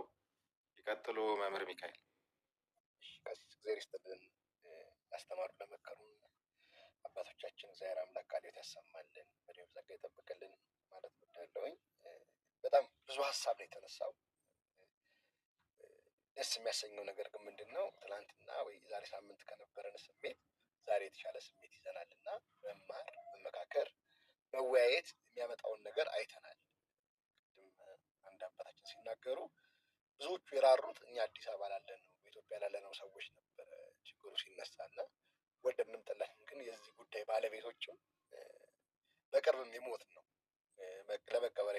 ለመቀበር የቀረን ሰዎች እኛ ነን በቅርብም ያለ ነው እና እኔ የመጀመሪያው ሊያዝ የሚገባው ነጥብ ምንድን ነው ስለምንናገር ስለምንተነፍስ አይደለም እንጂ እኛም ሞተናል። በዚህ ጉዳይ ላይ በቃ ሞተናል፣ ምንም ጥያቄና መልስ የለውም። እና እንደው በዚች አጭር ጊዜ ወይ ደግሞ እንደው 30 40 60 ዓመት ማርገን ከፍለን ብናየው በተለይ አሁን ወደ መጨረሻ አካባቢ እየወጡ ያሉ መመሪያ አዋጆች ምን ያህል ክርስቲያኑን እያሰሩ ክርስቲያኑን ከጨዋታ ውጭ እያደረጉ ከብዙ ነገር እየነቀሉት እንደሆነ ስንረዳ አልሞትንም ማለት አንችልም። ሰይፍ ስላልተመዘዘብን ወይ ደግሞ ደም ስላልታየብን አይደለም እና ሁላችንም በዚህ ጉዳይ ሞተናል እና የሞተ ሰው ደግሞ ከዚህ በኋላ ምን ለመሆን ይፈራል የሚለውን ነገር ማንሳት ያስፈልጋል። ነገር ግን እንደ ዋናነት መጀመሪያ መነሻ አድርጌ መናገር ያስፈለግኩት መመካከራችን፣ መማማራችን ብዙ ነገሮችን አምጥቶልናል እና የመጀመሪያው ሊያዝ የሚገባው ነገር ምንድን ነው? መዝሙራችንንም ስብከታችንን ከዚህ በኋላ መቀየር አለብን። በደግ ዘመን በበጎ ዘመን የሚሰበክ የሚሰጥ ትምህርት አለ። አሁን ደግሞ በመከራ ዘመንና እንዲህ ችግር አፍጦ በመጣበት ዘመን ደግሞ ሊሰጥ የሚገባው ትምህርት መቀየር አለበት እንጂ በክርክር በዲቤት ስለ ዶግማ ስለ ቀኑና እያልን እያነሳ የምንወያይበት ጊዜ አይደለም። አያስፈልግም እያልኩኝ ግን አይደለም። እና አሁን ስብከታችን መቀየር አለበት፣ ውይይታችን መቀየር አለበት፣ መዝሙራችን መቀየር አለበት እና ይሄን ነገር ማሰብ ያስፈልጋል። የመጀመሪያው ነገር ቅድም አንድ አባታችን ሲናገሩ ትናንትና 5-10 ሺህ ብር ማብል እየተቀበሉ ሄዱ ያስተምሩ የነበሩ ሰዎች ዛሬ ምን ለቅሶ መድረስ አቃተ? የመጀመሪያው ስራ ሊሰራ ይገባል ብዬ ማስበው ማስተባበሪዎች ለምንድነው ለቅሶ ማንደርሰው? መቃብሩንም እስር ቤቱንም መሙላት ካለብን እንሞላለን። መቼም በዘመነ ሰማዕታት አንዱ የታየው ነገር እኮ ሰማዕትነት ካለበት ቦታ እኮ እየገሰገሱ እየሄዱ ሰማዕትነት ለመቀበል ቁርጠኛ መሆን ያስፈልጋል እና ለመሞት ባይሆንም እንደው ለወገን መድረስ እንኳን እንዴት ያውቃል? እንደው ሞት የሚለውን ነገር እንኳን ጭንቅላታችን ላይ ማምጣት ቢከብደን እና ብዙዎቻችን በከተማ ያለን ሰዎች ስለተመቸን ኑሮ ስላልጎደለብን ተስፋ የምናደርገው ነገር ስላለ ነገ ይሄን እናገኛለን ብለን ያሰብነው ነገር ስላለ ሞትን በጣም አርቀን እየተመለከትነው ነው እና ይሄን ነገር ከአይምሯችን ልንሽር ይገባል። በቃ ሞተናል። በክርስቶስ አንድ አካል ነን ብለን ካሰብን አካሉ የሞተበት ሰው ራሱ አልሞትኩም ማለት እኮ አይችልም እና ወይ መንፈሳዊ አይደለንም ወይ ኦርቶዶክሳዊ አይደለንም። ቀደም ገብሬ እንደተናገረው ኦርቶዶክሳዊ የሆነ ሳቢያችንን ማስተካከል መቻል አለብን እና ከዚህ አንጻር እኔ ያለው እንቅስቃሴ ያለው ስብከት ያለው መዝሙር ያለው ሁሉ ነገር ሊቀጥል ይገባል። በተቻለ መጠን ግን የመጀመሪያው ነገር መደማመጥ መቻል አለብን። ይህን በጣም አጽንኦት ሰጥተን ልንወስድ ይገባል። ይኸው ሊቃውንቱ ወደፊት መጥተዋል። እኛ ወደ ኋላ ሸሽተን መማር አለብን፣ መነጋገር አለብን፣ ፖይንት መያዝ አለብን፣ አቅጣጫ ማስቀመጥ አለብን። ቅድም ያስተማሩንም ዲያቆን ዘጸአትም ሲናገሩ በውስጥ የሚሰራ ስራ ሊኖር ይችላል። በአደባባይ ደግሞ መስራት ያለበት ነገርም በአደባባይ እንሰራለን። በውስጥ የሚሰራው አካል ይስራ። ስለዚህ ሁሉም የተሰጠው መክሊት የተለያየ ከመሆኑ አንጻር እንደየመክሊታችንና እንደ አቅማችን መተንፈስ እንደምንችለው አቅም ያህል ስራዎችን መስራት መጀመር አለብን እና ከዚህ አንጻር ቅድም እንዳል ጠላቶቻችንን ተረድተውናል። ጮሆ ይተዋሉ የሚል ስሜት ስላለ እኛ ደግሞ ጮህን የማንተውና እንደም ወደ ተግባር የምንቀይር ሰዎች መሆን አለብን እና መቃብሩንም እስር ቤቱንም ፈርተን ምንኖር የለም። በቃ እንግባ፣ ግድ የለም። መቼም የሁሉ ክርስቲያን ታስሮ የሁሉ ክርስቲያን ሞቶ አይቀርም። መሞት የታዘዘለት ሞት የታወጀበት ካለ ከሞት ወደኋላ ስለማይሸሽ ቢያንስ በክብርና ለቤተ ክርስቲያን ለአካሉ ብሎ መሞት ቀላል ነገር አይደለም እና በጣም መደማመጥ ላይ ጥሩ ነው። በመካከል ላይ በጣም መስራት አለብን የሚለውን ነገር ከዛ ውጭ ለተጎዱ አካላቶች መድረስ አለብን። እኔ እንደው አላቅም ለምንድን ነው ጉዞ እንኳን አዘጋጅተን መሄድ የተሳነ? ምን አስፈራል? በዚህ በኩል እንትን ገዳም በዚህ በኩል እንትን ገዳም በየሳምንቱ ቅዳሜና እሑድ ስንፈላሰስ የምንውል ሰዎች እንደው እነዚህ ሰዎች ለመጠየቅ መሄድ ሞት ስላለን የፈራ ነው። ይህን ነገርም እንደው በጣም እንደ ሊቃውንቱም እንደው አስፍተው አምልተው ተመልክተው ለምንድን ነው ሄደን ማጽናናት ያውቃል? ለምንድን ነው በቃ መንግስት ምንም የሞተ ሰው የለም ማለት አይደለም። እኛ አርሲ ለመሄድ እኮ የሚከለክለን ነገር የለም። ለምንድን ነው ማን ሄደው እነዚህ አካላቶች ማንደርስላቸው? እና ከዚህ አንጻር ሁል ጊዜ እየሞከርን እየኖርን ነው ያለነው ነገር መንግስት በሰጠን አጀንዳና መንግስት ባስቀመጠልን መንገድ ነው። በቃ አሁን ወርደን ከህገ መንግስቱ በታች ከመመሪያና ከአዋጅ ከደንብ በታች ሆነናል። በቃ የምንተዳደረው አይምሯችን የሚሰራው በአዋጅና መመሪያ ሆኗል እና ልዕልናችንን ላይ የነበረን ክርስትናና እግዚአብሔር የሰጠንን ነጻ ፈቃድ እያጣነው ከመምጣታችን አንጻር በደንብ ልንመካከር ይገባል የሚለውን ነገር ነው። ያው ብዙ ነገሮች ተነግረዋል። ለገዳም አባቶችም እንደው ከዚች እኮ አንዲት ንጋቧተን እኮ ጸሎት እንደው እንዲያዝ የሆነ ነገር እንዲደረግ እኮ እንደው መከራው እንዲያስችለን እግዚአብሔር እኮ ጸሎት እንዲደረግልን ለአባቶችም እኮ መልዕክት መላክ ቀላል ነገር አይደለም እና ከአዚም ከፍዘት ልንወጣ ይገባ። አዚም ተደርጎብን ፈዘናል እኮ አሁን እኛ በመመሪያና በአዋጅ መፍትሄ እየፈለግን ነው። ከመንግስት ነው መፍትሄ የምንፈልገው፣ ከቤተ ክህነት ነው መፍትሄ የምንፈልገው። ቅድም መምህር ኤፍሬም በደንብ ተናግረውታል። ማለት እኔ እንደው ጥሩ ጳጳሳት የሉ ምናምን አይደለም። እኔ ጥሩ የሚባሉትን ጳጳሳቶች ይበልጥ ጠብቅባቸዋለሁ። መከራ እኮ መጣብን እኮ ከዚህ በላይ ምን እንሁን? ሞከሩ እየተባለ ብዙ ጊዜ የሚነሳ ነገር ቤተክርስቲያን እንዳትጎዳ መዋቅሩ እንዳይፈርስ ከዚህ በላይ ምን እንሁን? እና እኔ ለማንም ልክ ነው የቤተ ክህነቱ መዋቅር እንዲነካ አልፈልግም። ይሄ አባቶቻችን የሰሩትን ቃለ ዓዋዲው ምን ዋሬቨር እንዲነካ ላልፈልግ ይችላል። አንዳንዴ አብዝተን አግሬሲቭሊ ስንሄድ ጠላትም ከኛ ጋር አብሮ እንዳይሰራ ጥንቃቄ ማድረግ ስለሚገባ፣ ነገር ግን ምንድነው አብዝተው እንዲጮሁ እንፈልጋለን እና ለሁሉም አካላቶች አድሬስ ማድረግ የሚቻልበት ነገር ይጠበቅባቸዋል። ስለዚህ እንደ ጠቅላላ ነው የከሰርነው፣ እንደ ጠቅላላ ነው የወረድነው። እንደ ጠቅላላ ደግሞ መመለስ የምንችለው ሁላችንም በጋራ ስንቆም ነው እንጂ አይኔ ሞክሬያለሁ አይኔ ጮሄያለሁ የሚባል ነገር የለም። በቃ ቅድም እኮ አነሱት እኮ እንደና አቡነ እንድርያስ ያሉትን አባቶች ሌሎቹ አባቶች ምን ነው ገዳም መግባት አቃታቸው? ከኛ ጋር መቆም ቢያቀታቸው ምን ነው መመነን አቃታቸው? በቃ ይሄው ቆባችሁን ተቀበሉኝ፣ ይሄው በቃ ገዳም ገብቻለሁ፣ እኔ ይሄ ነገር ካልተስተካከለ ቢል አንድ አባት ምን ያህል ለውጥ ይመጣል? ግን አሁንም ቢሆን እኔ ውጤት እየጠበቅን ያለ ነው፣ መሪ እየጠበቅን ያለ ነው፣ ከሆነ አካል እየሆንን ነው፣ ፈዘን ቁጭ ያለ ነው። በቃ ማን ነው መፍትሄ ያመጣል? የዓለም መንግስታት ጮህን። ነገር ግን መጮሃችን ህብረትን ያመጣልና እየጮህን እየተማማርን እየተመካከርን ህብረታችንን የምንጨምርባቸውን ነገሮች ማሰብ ያስፈልግ። መከራ መቼም አንድ ሊያደርገን ሊያነጻን ብዙ ነገር ነው። ምርቱና ግርዱ ይመጣል። መከራ በብዙ አካሄድ ይመጣል እና ከዛ አንጻር ምንነጻውም ምናነጻውም ምንጸናውም በቃል እግዚአብሔር መሆን ስላለበት ቅድም እንዳልኩት ስብከታችንን መዝሙራችንን ማስተካከል ያስፈልጋል።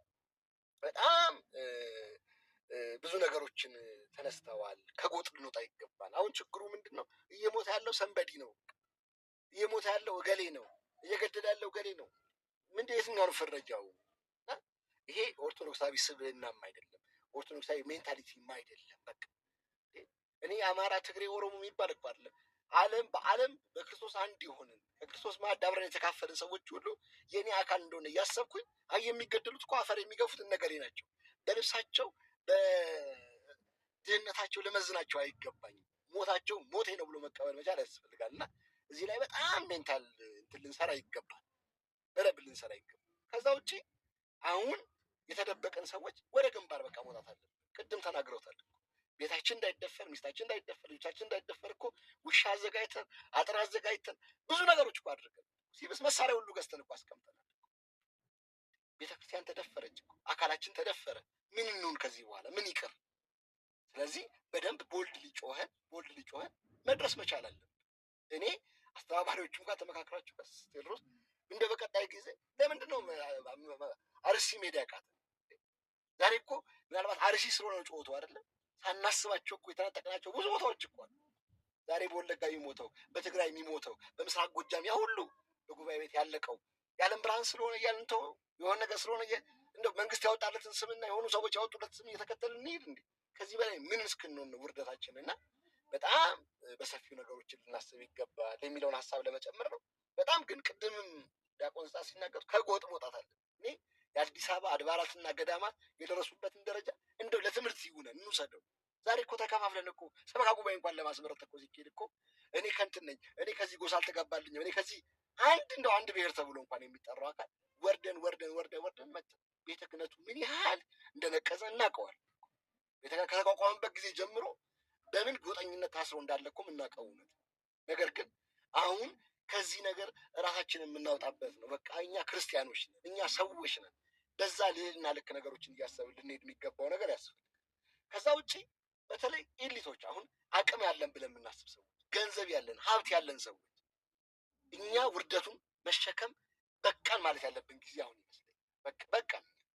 አሁን እንዴት አድርጌ ነው ገጠር ያለውን አገሬን አግዤ እርሻው ታርሶ መጥቶ እህል የሚሆንበት እሱም አቅም ይችልበት የሚለውን ነገር ልንፈጥርበት የምንችለውን ነገ ወደ ማኒፋክቸሪንጉ መግባት፣ ወደ ትምህርት ተቋማቱ መግባት ወደ ጊዜ ይፈልጋል። የረጅም ጊዜ እቅዶችም ሊሆኑ ይገባል። ከዛ ውጭ ግን በቅርብ ያለንን ጉዳይ መስራት አለብን። በቃ ነፍስ አባቶችን ብትሆን ትዳር ላይ ምንኩስና ላይ በደንብ ስራ ልትሰሩ ይገባል።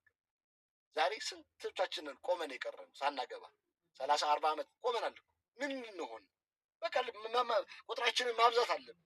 ነቅተናል፣ በቅተናል፣ አውቀናል የምንል ሰዎች እየወለድን እያስተማርን ጥሩ ክርስቲያኖችን መፍጠር መቻል አለብን። የተቀመጠልን ክራይቴሪያና መስመር አንዳንዱ ልክ አይደለም። በቃ እኔ አንድ ልጅ ወልጄ ዲያቆን ቢሆን ጥሩ ነው። የተማረ ራሱን በንጽህና በቅድስና ያነጻ ዲያቆን መፍጠር ነው እንጂ የምፈልገው ትንሽ ነገር ተምሮ ዲያቆን ልጅ ወለድኩኝ ለማለት መሆን አይደለም። ስለዚህ ተቋሞቻችንን መፈተሽ መቻል አለብን። ተቋሙን ግን ለመፈተሽ አሁን በብዙ ነገር ተሰብስቦ ተወሮ ስላለ የተሻለ አማራጭ መፈለግ አለብን። የተለየ አማራጭ መፈለግ አለብን። የተለየ አቅጣጫ መፈለግ አለብን እንጂ አይን ያጤ ቤተክርስቲያን ላይ ሄጄ እኔ የምኖርበት ቤተክርስቲያን ያሉትን አለቃና ጸሐፊ ጥያቄ ባቀርብላቸው ሊስቁብኝ ሁሉ ይችላል። ይሄ አያስኬድም። ጠቅላይ ቤተ ክህነት ሰልፍ ብናደርግ ምንም እኛም ከአቅማችን በላይ ነው የሚል ስብከት ነው የሚሰብከው። ምን ማለት ነው ይሄ? አቅማችን በላይ ከሆነ ማን ነው አቅም ያለው ታዲያ ይሄን ነገር ሊሸከም የሚችል? ስለዚህ ሁሉም ሰዎች ከሰራ ነው ከሞከር ነው ካሰብ ነው በላይ አሁን መስራት መቻል አለብን እና እኔ መወያየታችን መነጋገራችን ብዙ ነገሮችን አንቅቷል፣ ልባችንን አሙቆታል።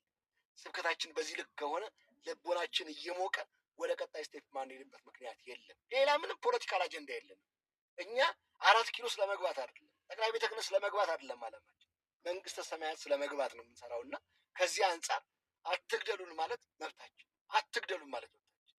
በዚህ ሂደት ውስጥ የሚመጣ ሞትም ካለ እስርም ካለ ግንባር ቀደም መሆን ያስፈልጋል እና በዚህ ልክ ነገር ማስፈለግ ያስፈልጋል። በተለይ እዚህ ያሉ ሊቃውን ከዚህ በኋላ ስብከታችን ሆነ ትምህርታችን መሆን ያለበት ይሄ ነው። እኔ ቁጭ ብለን አሁን የትዳር ፈተናዎች እዚህ ቁጭ ብለን ስለምናምን የሚባለው ነገር ይቆይም። አሁን ጊዜው ተቀይሯል።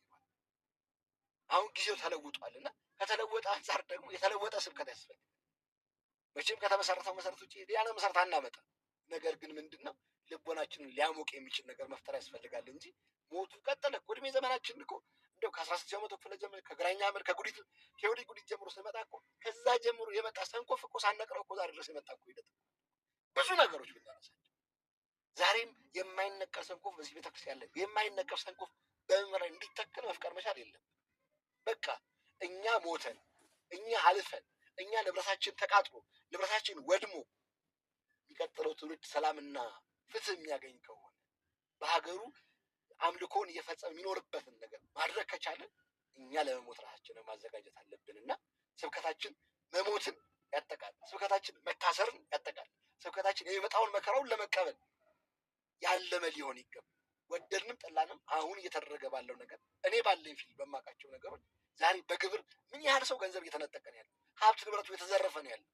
ስለዚህ ይሄ እኮ በዓላማ የሚሰራ ነገር የዓለም መንግስታት ወደ አንድ ስርዓት እየመጡ ለቀጣዩ ለሀሳቢው መሲህ እኮ ስራ እየሰሩ ያለበት ዘመን ከመሆኑ አንጻር በደንብ ህዝቡን ማንቃት ላይ ብዙ ነገሮችን ልንሰራ ይገባል እና ቅድም አነዘ ክርስቶስ እንዳሉት በውስጥ የሚሰራ አካል ካለ በውስጥ ይስራ። አናቅም እኮ እኛ ምናልባት እንድንነሳ ሊሆን ይችላል የተፈለግነው እንጂ ቅድም እንዳሉት እኛ ማናቃቸው ደግሞ 7000 እኮ የእግዚአብሔር ሰዎች እኮ አሉ በየገዳማቱ። እነሱ አንድ ቀን ወደፊት ሊመጡ ይችላል።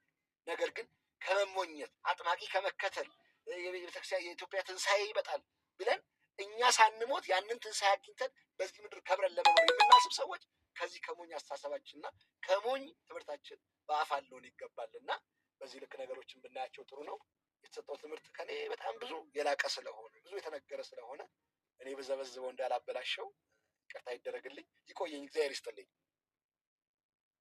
እሺ መምህር ሚካኤል ቃሎት ያሰማልን። በጣም እናመሰግናለን። እግዚአብሔር ያክብርልን። መምህር ግሩም ይቀጥሉ አጠር አድርገው። እሺ ደህና ይስጥልን። ሰላም ለሁላችሁም። መልካም ያው ሁሉም ተብሏል። ዋናው እንግዲህ ወደ ተግባራዊ ነው።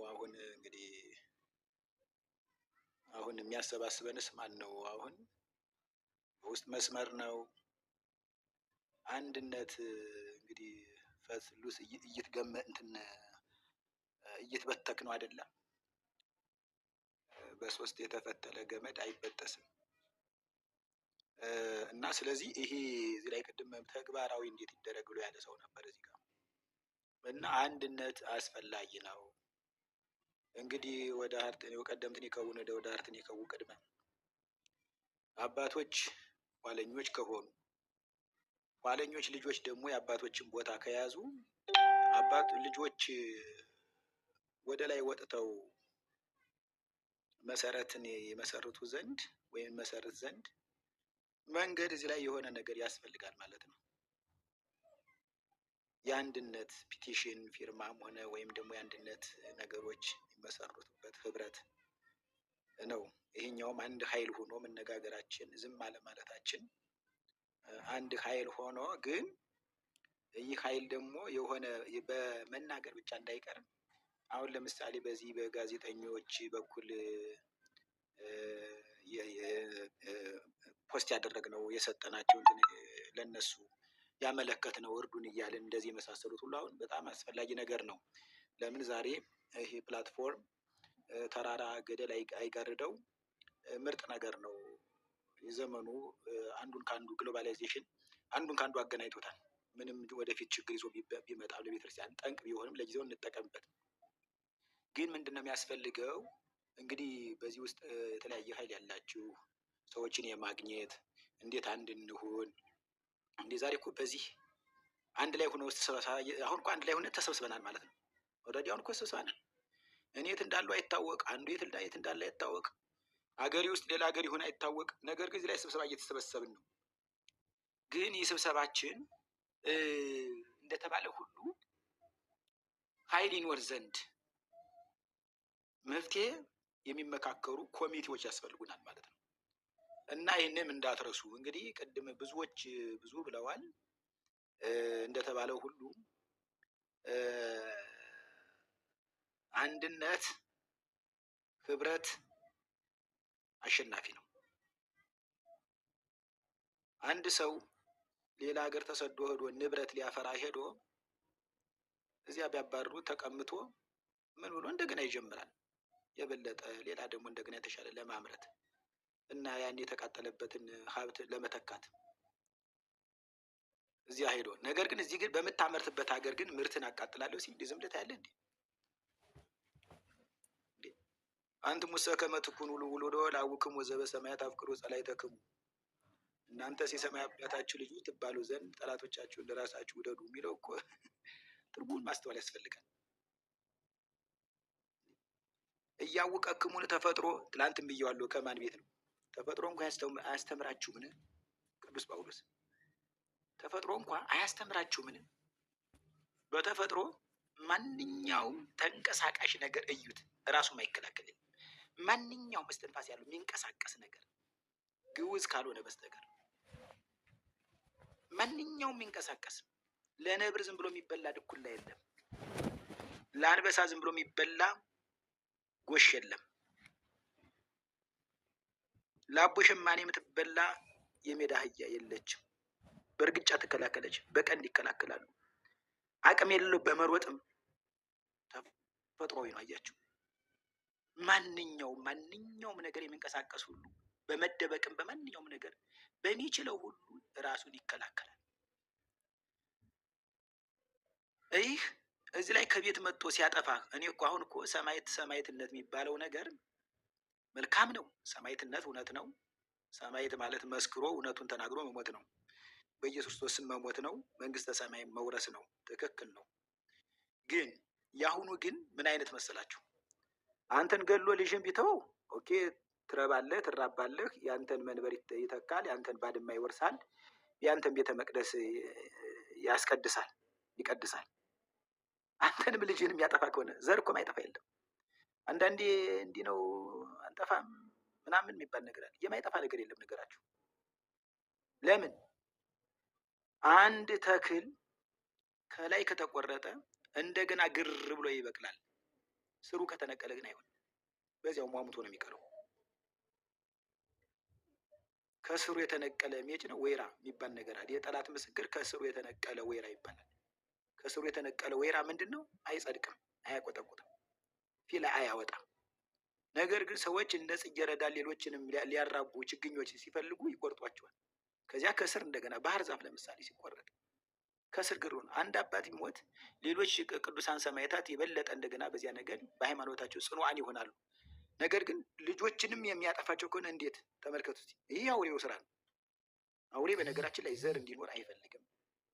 በክርስቲያኖች ደም ሟርት የሚሰራ ነው። በክርስቲያኖች ደም አርደው እኛ እኮ እንሰማለን ወሬ፣ አርደው በደም ይታጠባሉ ይባላል። እንግዲህ አንድ ዩቲዩብ ላይ ከ6 አባል ወጣው አመልጠው የመጡ ልጆች በደም ሰው አርደዋል፣ በደም ይታጠባሉ። ቅድም ማን ነው ነካ አድርጎታል። ይህ አዲሱ ስርዓት እየመጣ ያለው አንቲክራይስት፣ የክርስቶስ ጠላት፣ የመጨረሻው በነገራችን ላይ የመጨረሻው ሰዓት ነው። እንግዲህ ለየነቡ ዘያነብብ፣ የሚያነብ ወንጌልን የሚያነብ ሁሉ ዝም ብሎ አያንብብ፣ እያስተዋለ ያንብብ። መጽሐፍ ቅዱሱ ምን ይላል? ዘመኑ ምን ላይ ነው ያለ? መጽሐፍ ቅዱስ ምን ይላል? ኮምፒውተሩ ምን ይላል? መጽሐፍ ቅዱስ ምን ይላል? ባንክ ሲስተም ምን ይላል ብሎ ማወቅ አለበት። ዝም ብሎ ማንበብ ብቻ አይደለም። ሴኩሪያሊዝም ኤንድ ግሎባላይዜሽን ስትማሩ እኮ በጣም እንደታነቅን ታውቁታላችሁ። ሴኩሪያሊዝም ኤንድ ግሎባላይዜሽን ምን ያህል መንፈሳዊነትን ለመንፈሳዊነት ጠንቅ እንደሆነ። ስለዚህ አዲሱ ስርዓት ደግሞ እንግዲህ ጌታችን በቅዱስ ዮሐንስ ወልደ ነጎድጓድ አድሮ በ90 ምናምን ዓመቱ በፍጥሞ ደሴት ታስሮ ያየው ራእይ አሁን እየተፈጸመ ነው። መጽሐፍ ቅዱስ ደስ የሚለው ሁልጊዜ ሀቅ መሆኑ፣ ሀቅ ሁልጊዜ ሀቅ እንከን የሌለበት። ሚስጥሩን እዩት እንጂ አንብቡት። ኢትዮጵያ ሳሁን ምን እየተሰራ ነው? እንዴት ያሉ አባላት የተሰበሰቡ ነው? እነዚህ አባላት ደግሞ ለክርስቲያን ምን አይነት ምሕረት ይኖራቸዋል? ምሕረት የላቸው። ስለዚህ ዝም ብሎ ማለቅ አይገባም። እምብዛ ሞኝነት ለበግም አልበጃት ይባላል። እምብዛ ሞኝነት ለበግም አልበጃት። ስለዚህ ራስን ፕሮቴክት ማድረግ መከላከል ተፈጥሯዊ ነው። ባይሆን እኛ አናሳድ፣ ከቤቱ ሄደን አንግደል፣ መስተበቅል አንሁን። ለምን ቢበቀልም ፍትሐዊ እግዚአብሔር ስለሆነ እግዚአብሔር ጊዜ መስተበቅል ገሃደ እግዚአብሔር በራሱ ነው የሚፈርድ።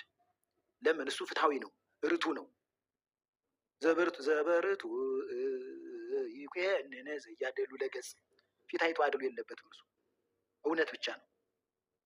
ስለዚህ የኛ ፍትሐዊ ስለማይሆን ሄደን ከቤቱ አንገልም። መከላከል ግን አትከላከሉ አላለም ጌታ። አትከላከሉ አለ። ወንጌሉ ብናደበው ወደ ሌላ ይተረጎማ ብለን እኮ ወንጌሉ ጌታችን ቁጭ አድርጎታል እያንዳንዱ ነገር።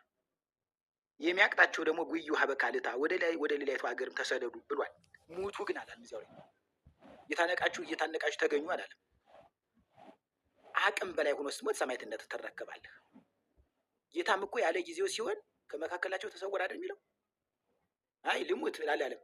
ያለ ጊዜ ለምን ያለ ጊዜያችን እንሞታለን? እግዚአብሔር በሰጠን ምድር ላይ እግዚአብሔር ያመጣን እሱን አይደለ? ወደዚህ ዓለም ያመጣ ነው። እኛ እንምጣ ብለን እግዚአብሔርን አማክረን ነው አይደለም ያመጣን። ኑሩ ብዙ ወተባዝ ወምልዋ ደምር የበረከት ጥሪ ነው። ቅድም ማነው መውለድ አለብን ያለ? እውነቱን ነው። አፕሪሼት አደንቃለሁ። ዘመኑ ክፉ ሐሳዊ የችግር ጊዜ፣ የረሃብ ጊዜ፣ ሰውም ልጆቹን የሚያስተምርበት ያጣበት፣ የቤት ኪራይ የፈላበት፣ በላዩ ላይ የበቀለበት ቢሆንም ግን ይሄ የበረከት ጥሪ ደግሞ አለ። ብዙ ወተባዝ ወምልዋ ደምር የበረከት ጥሪ ነው። ምርቃት ነው። መውለድ ምርቃት ነው። ከእግዚአብሔር ያውም ከእግዚአብሔር ቀጥታ የተሰጠ ምርቃት ነው። ስለዚህ ራሳችሁን አትከላከሉ የሚል ጽሑፍ የለም።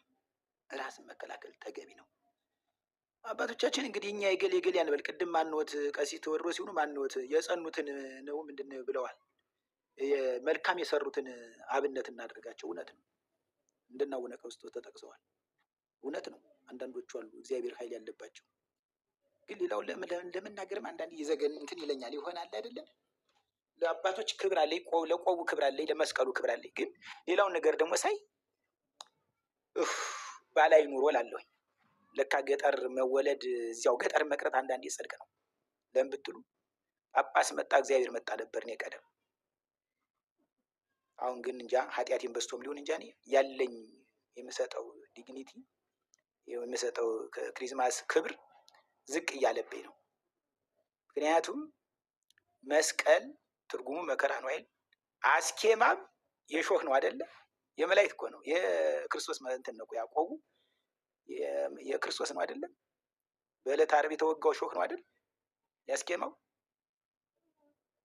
አስኬማ ዘመላእክት ይባላል ንጹህ ስለሆነ።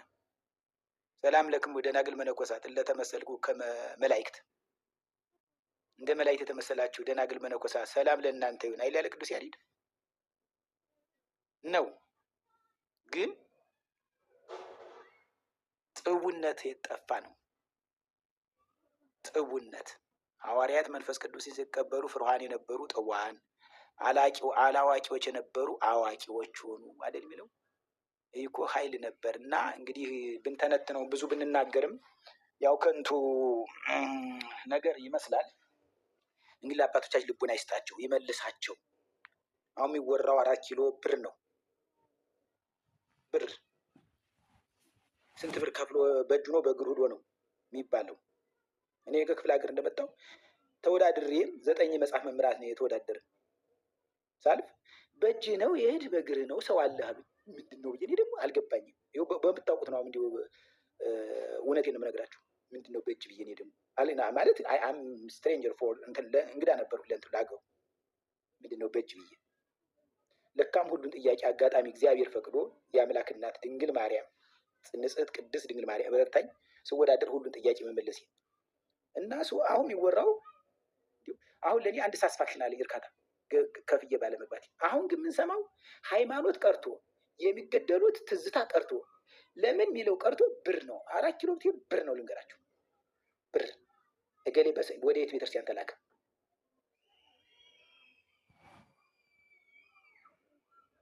ጉቦ እንግዲህ ወይንሱ ወያድሉ ለገጽ ወይንሱ ህሊያነ እስመ ህሊያን ያውሮም ለጠይባን ወያሴስሎ ለቃለ ጽድቅ ዘዳግም ላይ ጉቦ አይቀበሉ፣ ፊት አይተው አይደሉም። ጉቦ አይቀበሉ። ጉቦ የጥበበኞችን አይን እውር ያደርጋል። ወያሴስሎ ለቃለ ጽድቅ እውነትንም ይገረስሳል።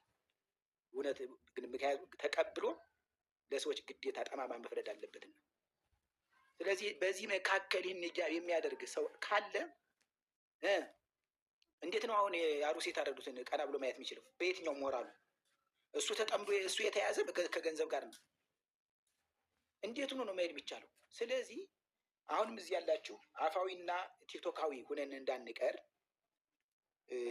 እንግዲህ እውነት አርነት ያወጣል። ብንሞትም ኢየሱስ ክርስቶስ ነን። እንግዲህ ለእውነት መቀላመድ ሳይሆን ቲክቶካዊ እንዳንሆን ነው። ቲክቶካዊ ራሳችን ሸሽግል ቲክቶካዊ እንዳንሆን ነው። አሁን ወደ ስራ ይገባ። ቀሲስ ቴዎድሮስ የሚያውቁት ነገር ካለ አካሄዱ እንዴት እንደሆነ የአባቶች እንዴት የማሳመን ስራስ፣ የመንገድ ስራስ ምን ሆናችሁ? አንዳንድ እኮ መቀስቀስም ጥሩ ነው። ቤት ሲቃጠል እኮ ኧረ ተነስ ተቃጠለ ተነስ ብሎ እኮ እንትን ማለትም እኮ ብድግ ብሎ ተነስቶም እኮ ሊያመልጣንም እቃ የሚያወጣል፣ ቤተሰቡንም የሚያወጣል፣ ሌሎችንም። በነገራችን ላይ በዚሁ አጋጣሚ የፍታችሁ ላላችሁ ወንድሞች እህቶች፣ ያው ይህንን ጉዳይ የሚያስተባብር አስተባባሪ ኮሚቴ እንዳለ ይታወቃል። ዲያቆን ፋሲካው፣ ዲያቆን ላይከ ወንጌል ዛማኑኤል፣ ቴዶ ዘሩፋኤል ያሉበት የሚያስተባብሩት፣ ሌሎቻችንም ያው አብረን ከነሱ ጋር እየሰራንበት ያለ ኮሚቴ አለ። እንደምታውቁት በዋናነት እንግዲህ በዚህ ሳምንት ትኩረቱ የነበረው ጉዳይ ኢትዮጵያ ውስጥ በተለይም አርሲ ላይ የተፈጸመውን የኦርቶዶክሳውያን ግድያ ለዓለም አቀፉ ማህበረሰብ ማሳወቅ፣ ማስረዳት ላይ ትኩረት ያደረገ እንቅስቃሴ ነው የነበረው። እሱ እንግዲህ እስከ ዛሬ እስከ እሑድ ድረስ እንደተራዘመ መግለጫ ሰጥተዋል። ከዚህ በኋላ በጣም ብዙ መሰራት ያለባቸው ስራዎች አሉ። እኛ የምናነሳቸው ኮሚቴውም እንደ እቅድ የያዛቸው በእነዚህ ጉዳዮች ላይ በውስጥም በውጭም በደንብ ውይይት ይደረጋል። ግን ሁላችንም አስረግጠን ማወቅ ያለብን አንድ መሰረታዊ ነገር ወደ ኋላ የሚባል ነገር የለም። ከዚህ በኋላ ኦርቶዶክሳዊነት እስካልተከበረ ድረስ፣ ቤተክርስቲያኒቱ እስካልተከበረች ድረስ አንድ ኦርቶዶክሳዊ በመሆኑ ምክንያት የሚገደልባት የሚሳደድባት አገር መሆን የለባትም። ኢትዮጵያ ተከብረን የምንኖርበት ሀገር መሆን አለበት የሚለውን እስከ መጨረሻው ጥግ ድረስ ተኬዶ ስራ መሰራት አለበት። ይሄ ደግሞ ራስን ከማንቃት ነው የሚጀምረው እና አሁን እዚህ ስንነጋገራቸው የነበሩ ነገሮችን በሙሉ ከግንዛቤ በማስገባት ይህን እንድታደርጉ በዚሁ አጋጣሚ ኢኦቲሲ ታስክ ፎርስ የሚል ቴሌግራም ቻናል አለ። እሱን ጆይን አድርጉ። ጽፌላችኋለሁ። ኮፒ አድርጉትና ለሌሎች እንዲታይ አድርጉት። ኢኦቲሲ ታስክ ፎርስ የሚል ቴሌግራም ቻናል አለ። እዛ ላይ ጆይን አድርጉ። ኦርቶዶክሳውያን የሆናችሁ በሙሉ አንዳንድ መልእክቶች ስለሚተላለፉ እዛ ላይ ማለት ነው። ኢኦቲሲ ታስክ ፎርስ የሚል የቴሌግራም ቻናል አለ። እሱን እናድርግ። ቀሲስ ያነሷቸው ሁለቱ ሀሳቦች በጣም መሰረታዊ ናቸው። ያው ይሄንን አጋጣሚ ደግሞ በተለያየ መንገድ የሚጠቀሙ የቤተክርስቲያን ጠላቶች፣ ቋሚ ጠላቶችም ስላሉ አጋጣሚውን ይጠቀሙበታል። አባት የለንም በቃ ኢኦቲሲ ታስክ ፎርስ አባት የለንም ምናምን መጽሐፍ ቅዱስንም ትምህርት ቀኝን ለሚመታ ሀገር አንስት የሚለውን እኛ የማንቀበለው አይነት አድርጎ የማሳሰብ እና በተጣመመ መንገድ ሰዎች ጆሮ ጋር እንዲደርስ የማድረግ ስራ የሚሰሩ አሉ። ዋናው ነገር መማር ነው። ጥርት ያለው ንጹሑን ትምህርት መማር ነው። እነዚህን የመሳሰሉ ሊቃውንት እያስተማሩን ነው እና ኦርቶዶክሳውያን ጊዜ ሰጥተን በደንብ መማር አለብን። እየተባለ ያለው ምንድን ነው? እየተጠቀሰ ያለው ነገር ምንድን ነው? እስካሁን ትክክል አይደለም እያልን ያለ ነው ምኑን ነው የሚለውን በደንብ መረዳት ያስፈልጋል። እያጠቃለልን እንሂድ። መምህራን እንግዲህ እግዚአብሔር ይጠብቅልን። መምህራን ዘክርስቶስ፣ መምህር ግሩም፣ መምህር ኤፍሬም፣ የምንወደው ወንድማችን መምህር ዳንኤል አለ። አይ ቲንክ ሳይተኛ አይቀርም እሱ እዚህ ስለሆነ ያለው። ቀሲስ እንደ መሰብሰቢያ አንድ ደቂቃ የሚሆን አንድ ሀሳብ ልበልና። እሺ መምህር ወደ እርስዎ ልመጣ ነው። እሺ ቀጥሉ። በዋናነት ምንድነው አባት ላይ በጣም ብዙ ትኩረት ሲደረግ ስለነበረ በመግቢያም በአጽንኦት እንደተናገሩት አባቶቻችን የሉም የሚለው አደገኛ የክህደት ትምህርት ሁሉ ስለሆነ አባት ያልሆኑንን ነው እየነቀፍን ያለን እንጂ አባቶቻችን ጭራሹን ከሌሉ ክርስትናውም የለንም። ምክንያቱም የክህነት ሰንሰለቱ ያለው በእነሱ በኩል ስለሆነ የሚለውን እነ መምህር አነዘ ክርስቶስም እኔም በአጽንኦት ስናገረው ነበር። አሁን በተጨማሪ ቃሉን ለማጽናት ያክል ነው ድግም ለመናገር የሞከርኩት ማለት ነው። ለምን ቢባል አባቶቻችን የሉም ከተባለ ኑረን የምንከራከርለትን ሃይማኖት ከየት አገኘው ነው ጥያቄው፣ እሱ ነው። ለዚህ ደግሞ መልስ የለም። የመጣንበት መስመር ወይም በክርስቶስ ክርስቲያን ለመባል አባቶቻችን የግድ ስለነበሩን ነው፣ አሁንም ስላሉን ነው። አሁን ከሌሉ ክርስቲያን መሆኑን ያቆመ አይደለም። ዛሬም ክርስቲያኖች ክርስቲያን ይሆናሉ። ማን አደረጋ? ነገ የሚጠመቀው ሕፃን ነገ ከሌላ ቤተ እምነት የሚጠመቀው ሁሉ በክርስቶስ ክርስቲያን የሚሆነው በክህነት ሰንሰለት በኩል ስለሆነ አባት የለንም የሚለው ሁሉንም መዋቅር የሚያፈርስ ሁሉንም የአባቶችን ቃል የሚጥስ ሀሳብ አይደለም። አባት ያልሆኑንን ነው። ለዘመናት የደከሙት እነ ብፁዕ አቡነ አብርሃም፣ ሰሞኑንም አብረውን ሲጮሁ የነበሩት እነ ብፁዕ አቡነ ናትናኤል፣ ሌሎቹም ቅድም ሲጠቀሱ የነበሩት አባቶቻችን እነ ብፁዕ ቄርሎስ፣ እነ ብፁዕ ቀውስጦስ በሊህ ልሳን የሆኑ በነገስታት ፊት ሳይፈሩ ሳያፍሩ እግዚአብሔርን ቃል በመመስከር የሚታወቁት አባቶቻችንን አይጨምርም። ለይቶ ማየት በደንብ ተገቢ ነው። የቆየውም እስካሁን ይህን መልእክት ለማስተላለፍ ነው።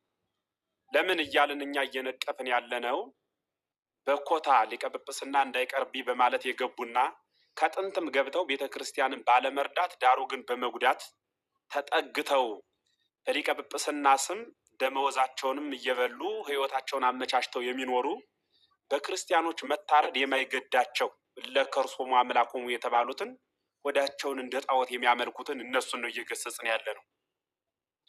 በጴጥሮስ በኩል ስንቆም የተቃወምነው ይሁዳን እንጂ በይሁዳ በኩል ቁመን ራሱን ጴጥሮስ እንዳንቃወመው የሚል ቅድም መምህርም ሲሉት የነበረው እሱን ስለሆነ ይህንን ቃል ሁላችንም ልንይዘው ይገባል የሚለውን እንዲሰመርበት ነው። ወደ ተግባር የሚሉ ነገሮች በተደጋጋሚ ሲነገሩ ሳደምጣቸው ነበረ።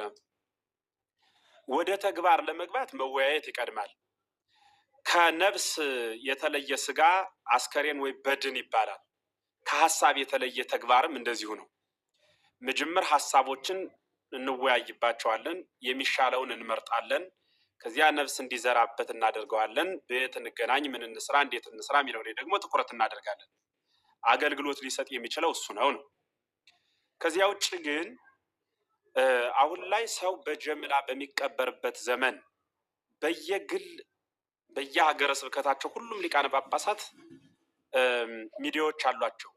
በዚያ ሚዲያ በኩል የሆነ ህንፃ ሲመርቁ የሆነ ፕሮጀክት ሲጀምሩ ነው የሚያስተዋውቁን። ሚዲያቸው መሆኑን የምናውቀው የሆነ ህንፃ ፕሮጀክት ይዘው ሲመጡ ነው። ሰው ሲጠፋ ለምን ጠፋበት ብለው ፊት ለፊት ሲናገሩ አንሰማም። ለምሳሌ ታስታውሱ ከሆነ በጣም የገረመ ልንገራቸው። አንድ ሊቀ ጳጳስ በሆነ ወቅት አሁን የቅርብ ጊዜ ትዝታችን የሆነ አላስፈላጊ ቃላትን ተናገሩ ተብሎ ለምን እንዲህ አይነት አላስፈላጊ ቃል ይናገራሉ? ይሄ ትክክል አይደለም። ስለዚህ ከዚያ አላስፈላጊ ቃል ራስዎትን ያስተካክሉ፣ ይመልሱ ብለን ወቅሰናቸው ነበረ። ክብራቸው ስለሆነ የተነካው ሚዲያ ተጠቅመው ግብረ መልስ ሲሰጡ ሰምተናል። ልክ እሳቸው ቶሎ የሆነ ነገር ስንላቸው ክብራቸውን ለማስከበር ወይም ደግሞ ማንነታቸውን ለማስከበር ተሯሩጠው ማብራሪያ በሰጡበት ሚዲያውን ተጠቅመው ግብረ መልስ በሰጡበት ዛሬ ላይ ሰዎች ሲያልቁ በእኛ የራሳቸውን ክብር ለማስከበር በሮጡበት ሩጫ በዚያ ፍጥነት ለምን ብሎ መጥቶ ግብረ መልስ አለመስጠት ሁላችንም ያሳዘነን ጉዳይ ነው።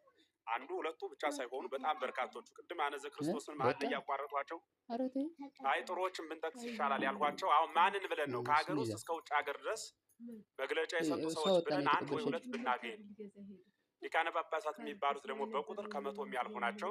ሁላችንም እናውቃቸዋለን። ስለዚህ ነው አሁን ትልቁ ነገር አባት የሆኑንን አባት የለንም ብለን ስንናገር አባታችን መሆናቸውን እነሱም ስለሚያውቁት እኛም ስለምናውቀው አጠያያቂ ጉዳይ አይደለም። አባት ያልሆኑንን ሰዎች ግን ነው አሁን አስምራቸው እንድትይዙልኝ የምፈልገው። ሰው ሲያልቅ ሲሞት ለምን ብለው ጥያቄ የማያነሱ የሚመለከተውን አካል የማይጠይቁ ያ እንኳን ባይሆን አብረውን እንደኛ ስላልጮሁ አፍረንባቸዋል። አባት ብለን እንጠራቸው ዘንድም አቅማችን አልቻለም። እሱ ላይ ትኩረት እንዲደረግ ነው። የሆነ ነገር ስናደርግ የሚያሳጣን ነገር ይኖራል። ቅድም እነ ሴኬም እነ ኤሞርን ሂደው የያዕቆብ ልጆች ጥፋት ስለፈጸሙ ብለው መምህር በደንብ ሲያነሱ ነበርና አባታቸው በዚህ አጎረመረመባቸው። ከማጉረምረሙም ቀርቶ ብዙ ነገር አጣዋል እኮ። በአራተኛው ትውልድ በይሁዳ ብኩርና የተሰጠበትም አንዱም እኮ በዚህ ምክንያት ነው ይላሉ አበው። አጣዋል እኮ ያ ሄዶ ከታችኛው ትውልድ እስኪወርድ ድረስ ብኩርናቸውን ሁሉ አጣዋል። ስንነሳ ያን ብኩርና የተባለው የዘመኑ በጀት ነው እንበለውና እሱንም ልናጣው እንችላለን። ብዙ ነገር ልናጣ እንችላለን። ያጣነውን እንጣ ብለን ቆርጠን መነሳት ካልቻልንና እንዲሁ ካልተወያየን ኦርቶዶክሳዊ ርዕይ ሃይማኖታችን የተረዳንበት መስመር እስከ ሞት የሚያደርስ ነው ብለን ካመንበት በምዕመናን ትርጉም ልተርጉም እንዴ ማተብ ከግራ አይታሰርም ከእጅ አይታሰርም ለምን ነው ከአንገት የሚሆን ይሉና ምዕመናን ራሳቸው ሲተረጉሙ ጥሩ ነው። አገልግሎቱ ከአንገት የሚሆነው እስከ ሞት ድረስ አናወልቀውም ለማለት ነው ይላል። ጥሩ ነው። ምን ለማለት ነው? ልዩ ትኩረት እንድታደርጉ አደራ። መምህራንም ምዕመናንም አባት የሆኑን አሁንም አባቶቻችን ናቸው፣ ነገም አባቶቻችን ናቸው፣ ከነገ በኋላም አባቶቻችን ናቸው። ቅድም ስጠቅሳቸው የነበረው ሲጠቀሱ የነበሩት እነ ብፁዕ ቄርሎስ፣ እነ ብፁዕ ቀውስጦስ፣ እነ ብፁዕ አቡነ አብርሃም፣ እነ ብፁዕ ናትናኤል በአባትነታቸው ከዘር ጋር ሳይሆን ከህዝቡ ጋር አብረው የሚቆሙ አባቶቻችን አሉ። እናከብራቸዋለን። እንደ እባብ ተለሳልሰው ከዚያኛውም ቤት ከዚህኛውም ቤት ሁለት ነገር እያወጡ ይነቅጥኑ ማይጥሙም ወማይ መሪር መሃሉ አዘቅት የሚለውን ቃል በእነሱ ላይ ተግባራዊ የሆነ አንድ ጉድጓድ ሆነው ሁለት አይነት ነገር የሚቀዳባቸውን ግን አባቶቻችን አይደላችሁም ስርዓት ያዙ ብለን እናስመልሳቸዋለን። ዛሬ ብቻ ሳይሆን ነገ ከነገ በኋላ እንቃወማቸዋለን። በእኛ በጀት በእኛ ደመወዝ በእኛ ላብ በእኛ ህይወት እየኖሩ ነገር ግን የእኛን ምንደኛ ሆነው በጉ በተኩላ ሲነጠቅ ለምን ብለው እረኛ ሆነው ተሹመው መከልከል ሲችሉ ራሳቸው ተኩላ ሆነው ከተኩላው ጋር ተባብረው የሚበሉን ከሆነ እንዲያ የምንጠፋ በጎች አይደለንም። ስለዚህ ራሱን የቻለ ምንድነው የቴሌግራም አፕ አለ የተቋቋመ፣ በዚያ በኩል መገናኘት፣ በደንብ ማውራት፣ በደንብ ማለት ነው። እሱን ማድረግ እንደ መንግስት እንደምን የሆነ ነገር እንደዚህ እንደ ፖለቲካ ይሆናል የሚል ፍራቻ ውስጥ ያላችሁ ሰዎች ደግሞ ፖለቲካ አይደለም። ሄዳችሁ ማንንም አትግደሉ። ማንም ላይ እጃችሁን አታንሱ። ሊያጠፋችሁ የሚመጣን አካል ግን ተቃወሙ።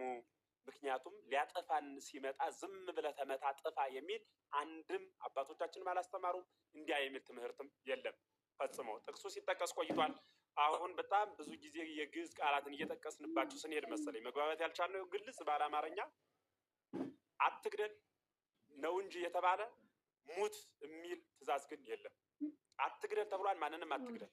ሊገድልህ የሚመጣውን ግን ራስህን ጠብቅ። የስነ ተፈጥሮ ቅድም መምህር ግሩም ሲሉ ነበረ። ዝም ብሎ በቀበሮና በተኩላ የሚነጠቅ ድኩላና ፍየል የለም። ያቅሙን ይሞክራል። ሲደክመው ድኩላ ለነብር የምትበለው አቅም አቅቷት ነው እንጂ ለነብር አዝናለት ስጋዋን እየገበረች አይደለም። አቅም ካቃተን አሁንም እንጠፋለን። አቅም እስካለን ግን በአቅማችን አንጠፋም ብለን እንሟገታለን። ይህ የክርስትና የቤተክርስቲያኗ መምሪያ ነው። ስንሞት እንበዛለን፣ እየተገደል እንኖራለን የሚል ስብከት መጽሐፍ ቅዱሳዊም አይደለም። አበውም አላስረከቡንም። በትውፊትም በቀኖናም የለም። የሌለውን የለህም ብላችሁ ጣሉትና ያለው ላይ ቆሙ። ማንንም በማጥፋት አትተባበሩ። የሚያጠፋችሁ ሲመጣ ግን ራሳችሁን ጠብቁ። ለመጠበቅ ደግሞ ራሳችን መደራጀት ያስፈልጋል። ከመንግስት ጋር ባለው ራሳችንን እናደራጃለን። አትግደሉን ብለን እንሟገታለን። በመንግስት የሚሆን በየትኛውም አይነት ምንም አይነት ተልእኮ ሲመጣ ማለት ነው እንሟገታለን። ከእግዚአብሔር ጋር ባለው ደግሞ በጾም በጸሎትና በስግደት እግዚአብሔር ጋር እንሆናለን። እግዚአብሔር አብሮን ከሌለ የምናሸንፈው ነገር የለም። ያ በዓለም ላይ ታናሽ የሚባለው ሰው ሲደመር እግዚአብሔር ጋር የዓለም ታላቁ ሰው ነው። የዓለም ታላቅ የሚባለው ሰው ሲቀነስ እግዚአብሔር የዓለም ታናሹ ሰው ነው። እኛ ደግሞ እግዚአብሔር ጋር ለመሆን በጾም በጸሎት ከእርሱ ጋር እንሆናለን። ተደምረን እግዚአብሔር ጋር የዓለም ሁሉ ቁንጮ እንሆናለን። እንዲያ እንድንሆን እግዚአብሔር ይርዳን። ሁላችንም እንጸልይ፣ እንጾም፣ እንስገድ፣ ንስሐ እንግባ፣ እንዘጋጅ። ተገወቄ ቤታምሩ ለታውሳታ ያችን የምናልፍባትን ቀን ስለማናውቃት ተግተን እንጠብቅ። 5ቱ ልባሞች ከሚባሉት እንድንቆጠር እግዚአብሔር ይርዳን። በድጋሚ አመሰግናለሁ እንጂ አታንታቱት ለማለት ነው። በጥቅሉ ማንታታቶች እየታዩ ግሩም ነው መምህር ኤፍሬም ቃለ ሕይወት ያሰማልን፣ እግዚአብሔር ይጠብቅልን። በጣም ጥሩ አድርገው ነው ያብራሩት። እውነት ለመናገር አባቶች ላይ የሚነሳው ነገር በጣም ትክክለኛ ነገር ነው፣ ግን እሱንም አጥርተን መሄድ አለብን። አሁን በቀደምም ዲያቆን ፋሲካው ጋር ሳነሳ ነበረ። ብፁዕ አቡነ ናትናኤል የመድኃኔዓለም ንግስ ላይ ቦሌ መድኃኔዓለም የተናገሩት ነገር ትክክለኛ ነው፣ ግን በተወሰነ መንገድ እኔ ያነሳሁት ነገር ነበር። እውነት ነው፣ ብዙ ግፍም የደረሰባቸው አባቶች አሉ። ተገፍተው ከሲስተሙ እንዲወጡ የተለያየ ነገር በውስጥ የሚደረግባቸውንም ነገር እናውቃለን። ግን አሁን ለምዕመኑ ግንዛቤ ከተፈጠረ በኋላ ጠያቂ መሆን አለብን። ለምሳሌ ያነሳሁት የዛን ቀን ምንድን ነው ብፁዕ አቡነ ናትናኤል ሀገረ ስብከት አላቸው። በሀገረ ስብከታቸው መግለጫ ለምን አያወጡም? እንዲህ አይነት ስሜት ካላቸው ለልጆቻቸው ከተቆረቆሩ አሁን ዝም ብሎ በንግግር በምናምን ብቻ ህዝብ መሸወድ የሚቻልበት ጊዜ ላይ አይደለም ያለ ነው። እንደዛ የሚያደርጉ ስላሉ ማለት ነው እና መደረግ ያለባቸው ነገሮች አሉ። ኦፊሻሊ በሀገረ ስብከታቸው የሀዘን መግለጫ ማውጣት አለባቸው። እሳቸው በሚመሩት ሀገረ ስብከት ለእነዚህ ሰማዕታት ጸሎት መታሰቢያ እንዲደረግላቸው መደረግ አለበት። እርዳታ ማሰባሰብ ካስፈለገ ይሄን ማስተባበር አለባቸው። ትዕዛዝ መስጠት አለባቸው። ይሄን ሁሉ ያጠቃልላል እንጂ መድረክ ስለተገኘ ብቻ አዝኛለሁ፣ እየሞትን ነው፣ ማን ነው ከዚህ የሚያወጣን የሚል ንግግር ብቻውን በቂ ነው ብዬ አላምንም። ማንም ይበለው፣ ፓትርያርኩ የሚበሉት በግል የሚያደርጉት ከሆነ በቂ ነው፣ ይሄን ጊዜ የሚያሻግረን ነው ብዬ አላምንም። ማጭበርበሪያ ነው። ከዚህ ከፍ ማለት አለበት። ምክንያቱም ኃላፊነታቸው እሱ አይደለም። እሱን ማን የምለዋለሁ? አንድ ሰባኪም ይለዋል፣ አንድ ምዕመንም ይለዋል። እሱ ችግር የለው።